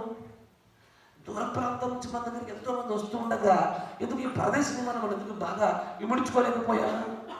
ఎస్ఆర్లో కరెక్టేనా? ఎందుకో నాకు అర్థం కాని విషయం ఏంటంటే, నాకంటే ముందున్న కాపరి మొత్తం పరిచర్య ఆయనే సెంటర్ పాయింట్ అనేటువంటి ఒక నిర్మాణం చేశారు. ఇప్పుడు అదే జరుగుద్ది, ఇప్పటికి అదే జరుగుద్ది. ఇప్పటికి కూడా ఒక్కసారి ఇక్కడ నుంచి కాపరి వెళ్ళిపోయినట్టే మొత్తం ముక్కలు చెక్కలు కాపర్లను గుర్రలాగా చెదిరిపోయే నిర్మాణం జరిగింది. ఇప్పటికీ కూడా నేటికి ఇప్పటికీ కూడా ఎవడన్నా ప్రదేశం వచ్చిందా, ఎవడు చూసుకోవాలి ఆ ప్రదేశిని? కాపరి సంగమా ఆ పాత నిర్మాణాలు వంటబడి నరాలను దించుకుపోయింది. అది సంఘం చూసుకోవాల్సిన చోట, ప్రజలందరూ మాకు ఆశీర్వాదం వెంపడాల్సిన చోట అన్నాడుగా కాపరిగాడు. నాకు అందుకే ఈ ప్రాంతంలో ఉండము ఎంతో ఇష్టము. కానీ ఇది విశ్వాసాన్ని అసమర్థనం చేస్తున్నందున కనీసం కొంత బయట కోరిక కలుగుతా ఉంది నాకు. మేము రావడానికి మునుపు మందిరం నీటిగా ఉందలేదని చెప్పి, కడగాలని తుడవాలని చెప్పి ఆతృత పడులు వచ్చిన ఎంతో మంది. నేడు ఆడి కుటుంబం ఉందిలే, ఈరోజు ఒక్కళ్ళు రారు. It's true. నాకు అర్థం కాని విషయం ఏంటంటే, ప్రవక్త గారి యొక్క ఆ పరిచర్యలో ఎక్కడెక్కడో మైళ్ళ దూరంలో నుంచి బాత్రూంలో వెళ్ళడానికి వచ్చినటువంటి ఆ భక్తి 4 ఇళ్ళ దూరంలో ఉన్నటువంటి ఈ మీ మొహాలలో కొంతమంది మొహాలు ప్రార్థనలు తప్ప మళ్ళీ ఎప్పుడైనా కూడా చర్చిలా ఏం పెట్టుకున్నారు మీరు, ఏం బంగారం దాచిపెట్టారో మనకు అర్థం కాలే. దేవుడి సన్నిధిలోనికి, దేవుడి అభిషేకాలు పొందుకున్న ప్రజల మధ్యలోనికి రావడానికి మీ ముఖాలకు అడ్డుగా ఉంటుంటే మేమైనా అడ్డుగా ఉండడం వల్ల నాకు అనిపిస్తుంది. బహుశా మా ఉనికి ఇక్కడ అనేకులకు స్వతంత్రత కలిగింపజేయడం అనిపిస్తూ ఉంది. ఇక్కడ జరిగే పనులు ఆశీర్వాదాలు కనబడలేదా? పరదేశంలో చేర్చుకోవడం మన బాధ్యతను గుర్తించలేకపోతేమా? ఎక్కడో పరిచర్య కేవలం పాస్టర్ల నిమిత్తం ఆ కుటుంబాన్ని మాత్రమే పడవేస్తుందా? ఈ నేలస్లో సారం లేదు. బోధలో సారం వస్తేనే పక్షులు వస్తే, నేలలో సారం ఉంటే స్థిరపడిపోతాయి, అధికంగా వేరు పారకపోతాయి. ఇంకా అనేకమైనటువంటి అయ్యా అందరూ ఒకే రకమైనటువంటి విశ్వాస పరిమాణంలో ఉండరు. దేవుడు ఒకరిని మొదటి ఇడుపుతలు అవుతాడు, కొంతమంది 2వ ఇడుపుతలు అవుతాడు, కొంతమంది 3వ ఇడుపుతలు అవుతాడు, కొంతమంది అత్యంత వాక్యంతో అవుతాడు, కొంతమంది జీవన భక్తులు అవుతాడు, ఒక్కరు కొనాలు అవుతాడైనా కానీ అలా కనబడదు. ఇక్కడ సంఘం స్థానికంగా పూర్తిగా విఫలం, పరిచారంలో విఫలమే, పరిచయంలో విఫలమే, పరదేశంలో చూసుకోవడంలో విఫలమే, పనుల విఫలమే. ఇంకా ఈ బాధ్యతను మనం ఈ దేశంలో మనం ముందుకు పోయింది లేదు. కొద్ది రోజుల్లో నేను మీకు అయ్యా బహు తొందరలోనే నేను 5 సంఘ స్థానిక కార్యాలయాలు చెప్తాను. ఎవరెవరు ఉంటారు నిలబడండి, ఒక్కరు నిలబడరు. నేను పేపర్ మీద రాసిస్తాను, చూడండి. పేపర్ మీద రాసిస్తా, ట్రెజరర్ అనే పదానికి ఎవరు రారు. సంఘ పెద్దలకు ఆటోమేటిక్ వయసు బట్టి వచ్చేసినాడు, ఫిక్స్ అని ఇంటికి చేయబడ్డారు. కొన్ని డీకన్స్ అన్నామనుకో, సరే కొద్దిగా పాస్టర్ మన కోరుకున్న వాళ్ళు ఏదో ఒకటి పెద్ద గొప్ప యాటిట్యూడ్ వచ్చేస్తారు, ఇది కూడా ఓకే. కానీ ట్రెజరర్లో ఒకటి ఉంటుంది, ఏంటది? కోశాధికారి. ఒక్కరు నిలబడితే నాకు అడగండి, ఒక్కరు నిలబడరు. మళ్ళీ చెప్పచ్చు, సంఘమంతా డబ్బులు ఇస్తలేదా, ఊకే అరుగుతలేదు, పంపే పెడుతుండు.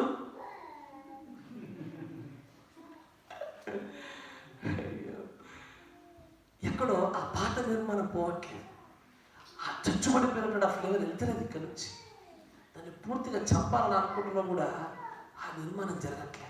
నాకేమో ప్రవక్తగా చెప్పిన ఆ వర్తమాన ప్రకారం నిర్మాణం కావాలని మనం ఆశపడతా ఉంటే, యాక్చువల్లీ ఇట్లా చేయడము కాపరి కుటుంబానికి ప్రమాదం. రేపు పొద్దున మా ప్రాధాన్యత తగ్గుద్ది సంఘంలో, ఎస్ఆర్లో అయినా సరే. ఇది వర్తమానం అలాగే జరగాలి నేను ఆశపడతా ఉంటే, మీరు లేదు మొత్తం నీ మీద పెట్టుకో, మొత్తం నీ దగ్గర ఉంచుకుంటున్నారు. ఇది మీరు చేసే తప్పు. అంటే ఏం జరిగింది? పాత నిర్మాణాలను ఎంత వాళ్ళు తయారవ్వలేదు, మీరు చేశారు. ప్రజలను బట్టి రాజు తయారవుతారు అన్నట్టు అట్ట ఆడ కూడా అంతే. ఆడ పరదేశం వచ్చిందనుకో, ఎక్కడికి వెళ్ళకు ఇక్కడే ఉండు, ఇట్లా ఉండు. ఎక్కడ గేట్ అసలు మంచులు కదా ఊరంతా.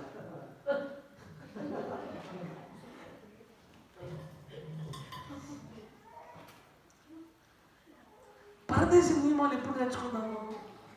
అది తీర్పులో ప్రాముఖ్యమైన పరిగణలో తీసుకుని ఒక కొలమానం ఎలా తెలుసుకుంటాము? ఎలా సాధిద్దాం దీన్ని? ఏం చేద్దాం మనం అందరం కలిసి? మన స్థాయిలో మన బాధ్యతను మనం ఎలా గుర్తుపట్టగలుగుతాము? నేటికి అబ్రహాం మాదిరికి ఎన్నోసార్లు అందరూ ఎదుట నిలబడి పరదేశీనమయ్యా, పరవాసనమయ్యా, చచ్చిపోతే పాతిపెట్టిన స్థలం లేదు అనుకుంటే ఒక్క స్వరం వస్తలేదు. ఇది ఏదైనా వస్తువు అయితే బాగుండు, ఆన్లైన్లో ఆర్డర్ పెడితే వచ్చేదాని లెక్క. ఎప్పుడో పెడుతుంటే సమాధి కార్యక్రమం. సమాధి అంటే ఇది భూమి, అది రాదు, ఉన్న చోటికి మనం పోవాలి. కానీ జాగ్రత్తగా దేవుడు వితంతువులను, తండ్రి లేని వారిని ఎంతగా ఆదరించి ప్రేమగా చూస్తాడో, ప్రాంతంలోకి వచ్చినటువంటి పరదేశులను, పరవాసులను అంత ప్రేమగా చూస్తాడు.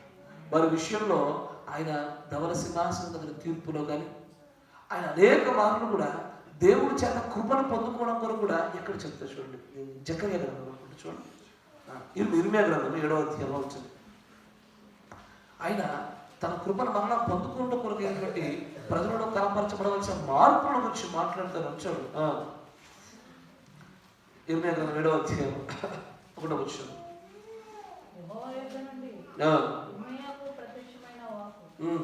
యెహోవా మందిర ద్వారమున నిలువబడి ఈ మాట అచ్చుటనే ప్రకటింపు. యెహోవాకు నమస్కారం చేయుటకై ఈ ద్వారములలో బడి ప్రవేశించు యూదవారులారా, యెహోవా మాట వినుడి. సైన్యములకు అధిపతి యెహోవా యొక్క దేవుడనగు యెహోవా ఇలాగ సెలవిచ్చు. ఏమని చెప్తున్నాడు చూడండి, నేను ఈ స్థలమున మిమ్మల్ని నివసింపజేయునట్లు మీ మార్గములను, మీ క్రియలను దిద్దుకోండి. అంటే ఇవి తప్పుగా ఉన్నాయి, ఇవి సరిగ్గా లేవు, వీటిని దిద్దుకోండి అంటూ వేటి నేను చెప్తున్నప్పుడు ఆయన చెప్తాడు, ఈ స్థలము యెహోవా ఆలయము, ఈ స్థలము యెహోవా ఆలయము, ఈ స్థలము యెహోవా ఆలయము అని మీరు చెప్పుకొనుచున్నారే. మీరు చెప్పుకుంటున్నారు కదా, ఏది ఈ స్థలం? ఏ స్థలము? యెహోవా ఆలయం. యెహోవా ఏది? యెహోవా ఆలయము. ఇది కాదు యెహోవా ఆలయం. ఏది యెహోవా ఆలయము? ఇది యెహోవా ఆలయం. కరెక్టేనా? ఇది యెహోవా ఆలయం, యెహోవా ఆలయం మీరు అంటున్నారు. కానీ దేవుడు దీన్ని ఆలయంగా చూడకుండా సమకూర్చబడిన సమూహాన్ని ఆలయంగా చూస్తున్నాడు. ఆయన చూస్తూ ఆయన వచ్చాడు, ఈ మోసకరమైన మాటలు ఆధారము. ఇది మోసకరమైన మాటే. హస్తకృత ఆలయంలో నివసించాడు. ఆలయం ఆలయం చెప్పి నిర్మాణం చెబుతుమా, ఆలయం ఆలయం చెప్పి ఆత్మీయమైనటువంటి ప్రజలను చెబుతుమా? మోసపోతున్నాం, జాగ్రత్త. తర్వాత వచ్చాడు, అలా గనక మీ మార్గములను, మీ క్రియలను మీరు యథార్థంగా చక్కపరచుకోండి. ప్రతివాడు తన పొరుగువాని ఎడల తప్పక న్యాయము జరిగించి పరదేశులను, తండ్రి లేని వారిని, విధవరాళ్లను బాధింపకయు, ఈ చోట నిర్దోష రక్తము చిందింపకయు, మీకు కీడు కలగజేయు అన్య దేవతలను. అనేకమైనటువంటి విషయాలలో ఇజ్రాయేల్ ప్రజలు ఎక్కడ తప్పిదం చేసి దేవుడు కృపను కోల్పోయినారో వేటిని సరి చేసుకుంటే దేవుడు వారికి ఇవ్వబడిన స్థలం నివసింపజేయనట్లుగా చేస్తానన్నాడో ఆ స్థలాల విషయంలో దేవుడు బాగు చేసుకొని దిద్దుకొని చెప్పినటువంటి ఆ అనేకమైన సంగతుల్లో ఒక ప్రాముఖ్యమైన సంగతి పరదేశం. అయ్యో, ఇది ఇజ్రాయేలు ఎల్లవేళలా పరదేశులుగా ఉన్నారు. ఆయనకు ఆత్మ సంబంధమైన రీతిలో మనం కూడా పరదేశులుగా ఉంటే ఒకప్పుడు. ఎఫెసీ రాసిన పత్రిక చూడండి, ఎఫెసీ రాసిన పత్రిక 2వ అధ్యాయం 17వ వచనం చూడండి.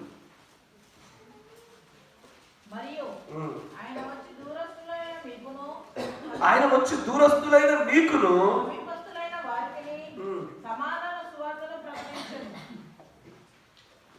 అంటే సమీపస్తులైన అంటే అలా సొంతంలైనటువంటి వాళ్ళకు, దూరస్తులైన అంటే పరదేశీలైన మనకు అందరికి సమాధాన స్వార్థ చెప్తున్నాడు ఆయన.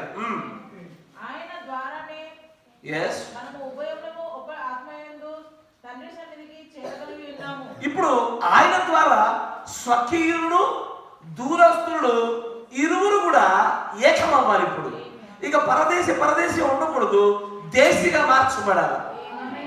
కరెక్టేనా? ఎవరి ద్వారా? ఆయన గుండా, ఆయన ఆజ్ఞల గుండా జరగాల. తర్వాత కాబట్టి ఇక మీదట మీరు పరదేశులుగా ఉండకుండా పరిశుద్ధులతో ఏక పట్టణస్థులను దేవుని ఇంటి వారిగా మనం ఉన్నాం. రెండు భిన్నమైనటువంటి స్థలాలలో ఉండే వ్యక్తులను ఏకం చేస్తూ ఇజ్రాయేలును మరియు అన్యులను మాట్లాడుతూ ఆయన ఏం చెప్తారంటే వీరిరువురు ఏకమైనటువంటిది క్రీస్తు గుండానే జరగాలి. మరియు ఇది జరిగిన తర్వాత ఇక పరదేశులు పరజనంగా ఉండకుండా ఒకే పట్టణంలో పరిశుద్ధులైన వారందరూ సమూహంగా ఒక చోట ఏకంగా కలిసిపోయారు. ఇది పరదేశీయులుగా ఉన్నటువంటి అన్యజనులైన మనలను చూపుతూ స్వదేశీయులుగా సొంత జనాంగంగా చెబుతున్నటువంటి ఇజ్రాయేలుల గురించి మాట్లాడుతూ ఇరువురి కలయికల గురించి మాట్లాడుతూ అంటాడు ఇక పరదేశీయులుగా పరజనులు ఉండడానికి అవకాశం లేకుండా క్రీస్తులో మనందరం ఏకమైపోయాము, ఉభయంలో మనం కలిసిపోయాము. నిజంగానే పరదేశుల విషయంలో కలిగిన భారం చాలా గొప్పది, ఆలోచన మరింత గొప్పది. వారి పక్షమున ఆయన అండగా కీర్తనకారులు చెప్పిన చాలా విషయాలు మీకు చూపించిన టైం ఉండదు. ఆయన అంటాడు పరదేశులను బాధించేవాడు శాపగ్రస్తుడు, పరదేశులను చేర్చుకోలేని వాడు దేవుని చేత తృణీకరించబడు. ఇలా వేళ ఎవరో ఒకరు పరదేశిగా ఉంటూనే ఉంటారు. కానీ ఆ ధైర్యాన్ని మనం కలిగింపజేయలేకపోతున్నాం, మనం జాలి చూపలేకపోతున్నాం, మనలాగా ప్రేమించలేకపోతున్నాం, మన పనులు చూసిన వారి పనులు చూడలేకపోతున్నాం. ఎక్కడో పొరపాటు జరుగుతాం. కానీ అయ్యా జాగ్రత్త. నాకు ఎందుకో నేను యాక్చువల్లీ చెప్దాం, నేను ఫెయిత్ అనే విశ్వాసం అనే అంశం గురించి మాట్లాడదామని ప్రేరేపించబడ్డాను. నా వ్యక్తిగతంగా నేను వచ్చినప్పుడు అంత ఫ్రెష్ అయిపోయి మోకరించి ప్రార్థిస్తుంటే మోకాళ్ళ మీద నేను పొందుకున్నటువంటి తలంపు ఇది. ఆయన అప్పటిదప్పుడు నాకు ఇచ్చినటువంటి ఆ తలంపుని ఇప్పుడు నేను ఈ స్టేజ్ మీకు వచ్చిన తర్వాత నేను వీటన్నింటినీ మీకు చూపించడానికి ఫటాఫట్ ఒక క్రమాన్ని ఏర్పాటు చేసి మీ ముందు పెట్టాను. నేను ఇక్కడికి వచ్చిన తర్వాత నాకు ఇవన్నీ బయలుపరచబడ్డ సంగతి నేను చూపించాను. కానీ దేవుడు పరదేశం విషయం చాలా జాగ్రత్తగా ఉన్నాడు. ఆయన వాళ్ళ మనసుని ఎరిగినవాడు, వాళ్ళని కాపాడేవాడు, వాళ్ళ పట్ల జాలి దయ చూపేవాడు, అయ్యా మనం ప్రేమించేటువంటి వాడు. మనం అదే చేయాలి. తవర సింహాసనం దగ్గర పరదేశీగా చేర్చుకున్న వాడికి కూడా గొర్రె మేక అనేటువంటి ఈ రెండింటిలో ఉన్నంత వ్యత్యాసాన్ని చూపుతున్నాడు పరదేశీయులు చేర్చుకోవడంలో. ఆయన పరదేశిగా లేడు, ఆయన నామంలో వచ్చినటువంటి ఈ నా చిన్నవారిలో ఒకడు. ఈ నా చిన్నవారిలో అన్నప్పుడు ఎవరెవరు అక్కడ వస్తారో అక్కడ అపోస్తులు వస్తారు, 5 పరిచారిక వర్గాలు వస్తారు, ఆయన విశ్వాసులు వస్తారు. ఈసారిలో ప్రవక్తగా లేఖల గురించి మాట్లాడుతూ కొన్ని చోట్ల స్పెసిఫిక్గా ఈ నా చిన్నవారు అన్నప్పుడు అచ్చగా కాపర్ల గురించి మాట్లాడాడు, కొన్ని చోట్ల అచ్చగా అపోస్తుల గురించి మాట్లాడాడు, కొన్ని చోట్ల తన పిల్లల గురించి మాట్లాడాడు. అందుకే ఈ నా చిన్నవాళ్ళు అన్నప్పుడు అది చేర్చుకోవడం మామూలు విషయమా అయ్యా? అది చిన్న విషయం అనుకుంటున్నారా? కాదు, అసాధారణమైన విషయము అయ్యా. ఒకవేళ నీ నా పొరపాట్ల బట్టి తప్పిదానం బట్టి నేను అవిశ్వాసపడమని చెప్పట్లేదు, కానీ ఒకవేళ నువ్వు భారీగా ఉండలేకపోయినా సరే కేవలం పరదేశి ఉన్నవారిని చేర్చుకుంటే ఆ గొర్రెయ్య గుంపులో కన్నా వస్తారు. సార్ ఇప్పుడు సాధారణంగా సర్కస్లో కొంతమంది పైన జంప్ చేస్తూ ఉంటారు, నడుస్తుంటారు. నడిచేవాడు కింద పడతాను నడుస్తాడా? అయినా కింద నెట్టు పెట్టుకుంటాడు. నెట్టు దేనికి? పడతానని చెప్పి నడుస్తాడా? నడు. కానీ అనుకోకుండా పైన పడితే నెట్టు అబ్బుద్దని. ఎస్ఆర్లో ఈ మత్తయి సువార్త 25వ అధ్యాయంలో ఉన్నటువంటి ఈ గొర్రెల బ్యాచ్ నెట్టు లాంటిది. వధువుగా ఉండడానికి వెళ్తున్నాము, వధువుగా ఉండాలి కంపల్సరీ. ఒకవేళ మన పాపములను బట్టో, తప్పిదనం బట్టో, ఇరుకులను బట్టి, ఇంట్లో ఇబ్బందులను బట్టో, మన బలహీనతను బట్టో కనుక ఆ తాడు మీకు పడితే కనుక అట్లీస్ట్ నెట్లో పడతారు. సార్ ఈ నెట్లో ఉండడానికి గల కారణం ఏంటంటే అయ్యా ఆయన నామంలో వచ్చిన వారికి ఆకలి ఉన్నప్పుడు ఆహారములు, దాహములు ఆయన పరదేశిగా ఉన్నప్పుడు చేర్చుకుంటే చాలు. ప్రాముఖ్యమైనటువంటి కొలమానాలు అవే. దాన్ని బట్టే భార్యగా ఉండే మనం ఒక రోజున ఇటు గొర్రెల్ని ఇటు మేకల్ని వేరు చేసేపోయింది. జాగ్రత్తగా పరదేశం విషయంలో జాగ్రత్త కలిగి, పరదేశం విషయంలో జాలి కలిగి ఉండండి, ప్రేమ కలిగి ఉండండి. అయ్యా పాస్టర్ సెంట్రల్ మినిస్ట్రీస్ కట్టొద్దు. నేను మళ్ళీ చెప్తున్నా, ఈ సంఘం దాన్ని తీసుకోవడానికి సిద్ధంగా లేదు. ఇంకా నాకు అర్థం కావాలి. పాస్టర్ని మాత్రమే కేంద్రీకృతంగా చేయబడినటువంటి వ్యవస్థ నిర్మాణం చేయదు. క్రీస్తు వాక్యమే సెంట్రల్గా ఉండి ప్రవక్త ద్వారా వచ్చిన వర్తమానం ఏదైతే చెప్పబడిందో ఆ నిర్మాణం జరిగితే సంఘం ఎప్పుడు ఆరోగ్యంగా ఉంటుంది. ఈసారిలో లేదనుకో మొత్తం ముక్క చెక్కలైపోతుంది, పట్టాపంచలైపోతుంది. అలా కాకుండా ఉన్నట్లుగా వర్తమాన ప్రకారంగా మన జీవితాన్ని మార్చుకుందాం. దాని విషయంలో ఉదయించిన గాక ప్రార్థన చేసుకున్నాం. పరదేశంలో చేర్చుకున్న విషయంలో మన దేవుడు మనందరికీ కూడా కృపను అనుగ్రహించినట్లుగా, ఆ ప్రత్యేకమైన పొలమైన విషయంలో జాగ్రత్త పడినట్లుగా, అబ్రహాము మరియు అనేక మంది పరిశుద్ధులు కూడా వారు ఏ విధంగా పరదేశంలో ఉండి తమ జీవితాలు గడిపారు. దేవుడికి ఒకప్పుడు మనం కూడా పరదేశంలో ఉంటుంది, కానీ ఇప్పుడు ఏమాత్రం పరదేశంలో ప్రజలు ఎలా కూడా లేకుండా ఉంటేమో వారి విషయంలో దేవుడు ఎంత జాగ్రత్త కలిగి మాట్లాడి ఉన్నాడో వాటన్ని విషయంలో కూడా జాగ్రత్త పడుతూ ముందుకు సాగుతాం. ప్రార్థన చేద్దాం. మన మధ్య సహోదరుడు పీటర్ గారు ప్రార్థన చేస్తాం. స్తోత్రం స్తోత్రం స్తోత్రం స్తోత్రం స్తోత్రం స్తోత్రం స్తోత్రం స్తోత్రం. మహోన్నతుడ మహాగణుడ పరిశుద్ధుడ పూజనీయుడ యేసురాజానికి స్తుతులు స్తోత్రం చెల్లిస్తున్నాను. సాయంకాల సమయమందు మీ నామం తండ్రి నాయన ధరించుకున్నటువంటి ఈ పరిశుద్ధుల గుంపులో మమ్మల్ని ఇచ్చిన విధానం బట్టి మీకు స్తోత్రం చెల్లిస్తున్నాను. మీకు కృతజ్ఞతాస్తుతులు చెల్లిస్తున్నాము. ప్రభావితమైన చక్కని అవకాశంలో ప్రభావ వాతావరణంలో సమస్తమును అనుకూలపరిచి దేవాలయన ఒక సమయంలో తండ్రి నాయన దయచేసి ప్రభావ సన్నిధానంలో గడపటకు ప్రభా నాయన నిజముగా ఒక దినము గడుపుట 1000 దినముల శ్రేష్టమన్నారు. ప్రభా ధన్యతలు నన్ను మమ్మల్ని ఇచ్చిన విధానం బట్టి స్తోత్రం చేస్తున్నాను. అవును దేవా, మా జీవితంలో ప్రభు అనేక మార్లు పడిపోయిన వరము, చెడిపోయిన వరము, సర్వోన్నతుడా నాయన క్షణక్షణము ప్రభు ప్రతి నిమిషము నాయన ఇదిగో తండ్రి, ఇది మేము పడిపోయిన వారమై ఉండగా మీకు అమూల్యమైన రక్తము చేత మమ్మల్ని కడిగేసినట్టు దేవుడు దయతో మమ్మల్ని జ్ఞాపకం చేసుకురండి. మాకు ఆలోచన ద్వారా, తలంపుల ద్వారా, క్రియల ద్వారా ప్రభా చేసినట్టు నాయన పాపములను ప్రభా క్షమించమని ప్రార్థిస్తాం. దయతో మమ్మల్ని జ్ఞాపకం చేసుకురండి తండ్రి. ప్రభు మేము ఇక్కడికి వచ్చినటువంటి నాయన ఉద్దేశమును సర్వోన్నతుడ సమస్తమును ఎరిగినట్టు దేవుడు అంటున్నాడు. నిజంగా ప్రభు నాయన మీకు మాటలు వినుటకు నాయన ఇదిగో విన్నటువంటి వాక్యం చేత నాయన మా జీవితంలో కట్టుకున్నట్టు ప్రభు మాలో ఏదైతే పొడవుగా ఉన్నదో దానిని మార్చుకున్నకి ఇక్కడికి వచ్చి ఉండగా అవును నాయన ప్రభు మాకు తెలియని విషయంలో ప్రభు పరదేశ విషయంలో నేను ఏ విధంగా నడుచుకునవలేనో మాకు తెలియజేసినట్టు దేవుడు అంటున్నాను. ప్రభు నిజంగా మేము ఒకనాడు పరదేశంలో ఉంటుండగా సర్వోన్నతుడ ప్రభు మేము పడినట్టు నాయన ఆ యొక్క తండ్రి మేము కలిగినట్టు ఆ యొక్క ఆలోచనలు, ఆ ఉద్దేశములను ప్రభు మాకు మరలా జ్ఞప్తి చేసినట్టు దేవుడు ప్రభు సర్వోన్నతుడ సర్వ సృష్టికర్త కృపమాడ మీరు ప్రేమించి ప్రభు మీరు చూపినటువంటి అమోఘమైనటువంటి కృప చేత ప్రభు తండ్రి మీకు తండ్రి దీవెనల చేత ప్రభా మేము ఇక్కడికి స్థానికంగా ఉన్నాం. కానీ ఒకప్పుడు ప్రభా మేము పరదేశంగా ఉన్నప్పుడు ఏవైతే ప్రభా తండ్రి మేము ఆశించి ఉంటున్నామో, ఏవైతే మేము కోరుకుని ఉంటున్నామో ప్రభా నిజంగా నా తండ్రి మా యొక్క సహోదరుల మేము ఆ విధంగా చేరక ఉంటున్నామా ప్రభా. మా యొక్క తండ్రి జీవుల ప్రభా జీవాధిపతి మా యొక్క తండ్రి నాయన విధేయతను బట్టి మనం క్షమించమని ప్రార్థిస్తాం. అవును దేవా సర్వోన్నతుడ ఆ విషయంలో ప్రభు మేము మర్చిపోయింటున్నాం నాయన. ఆ మర్చిపోయిన విషయంలో జ్ఞప్తికి తెచ్చిన దేవుడు నిజంగా పరదేశ విషయంలో ఏ విధంగా ఉండాలో ప్రభా, ఏ విధంగా న్యాయం తీర్చాలో, ఏ విధంగా సహాయం చేయాలో ప్రభా నిన్ను వలె ప్రభా మిమ్మల్ని వలె ప్రభా ప్రేమించమని సహాయించండి. సర్వోన్నతుడ ఆ ఒక మాటలోనే ప్రభా సర్వోన్నతుడ సమస్తమును దాచించిన దేవుడు అంటున్నారు. నిజంగా వారి అక్కరలు, అవసరతలు ప్రభా ఏవైతే ఉన్నాయో ప్రభా నాయన ఇదిగో నూతన ప్రదేశంలోకి ఒక కొత్త ప్రదేశంలోకి వచ్చినప్పుడు ప్రభావ ఏ విధంగా ఉంటామో దాన్ని ఏ విధంగా ఉంటారో ఏ విధంగా ప్రవర్తిస్తారో సమస్తమును విపులీకరించిన దేవుడు అంటున్నారు.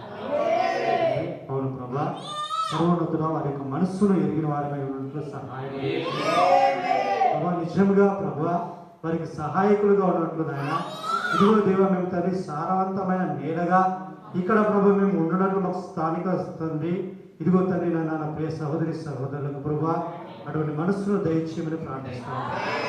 ప్రభా మేము నిజంగా ఫలించినట్లు సహాయం దయచేయండి.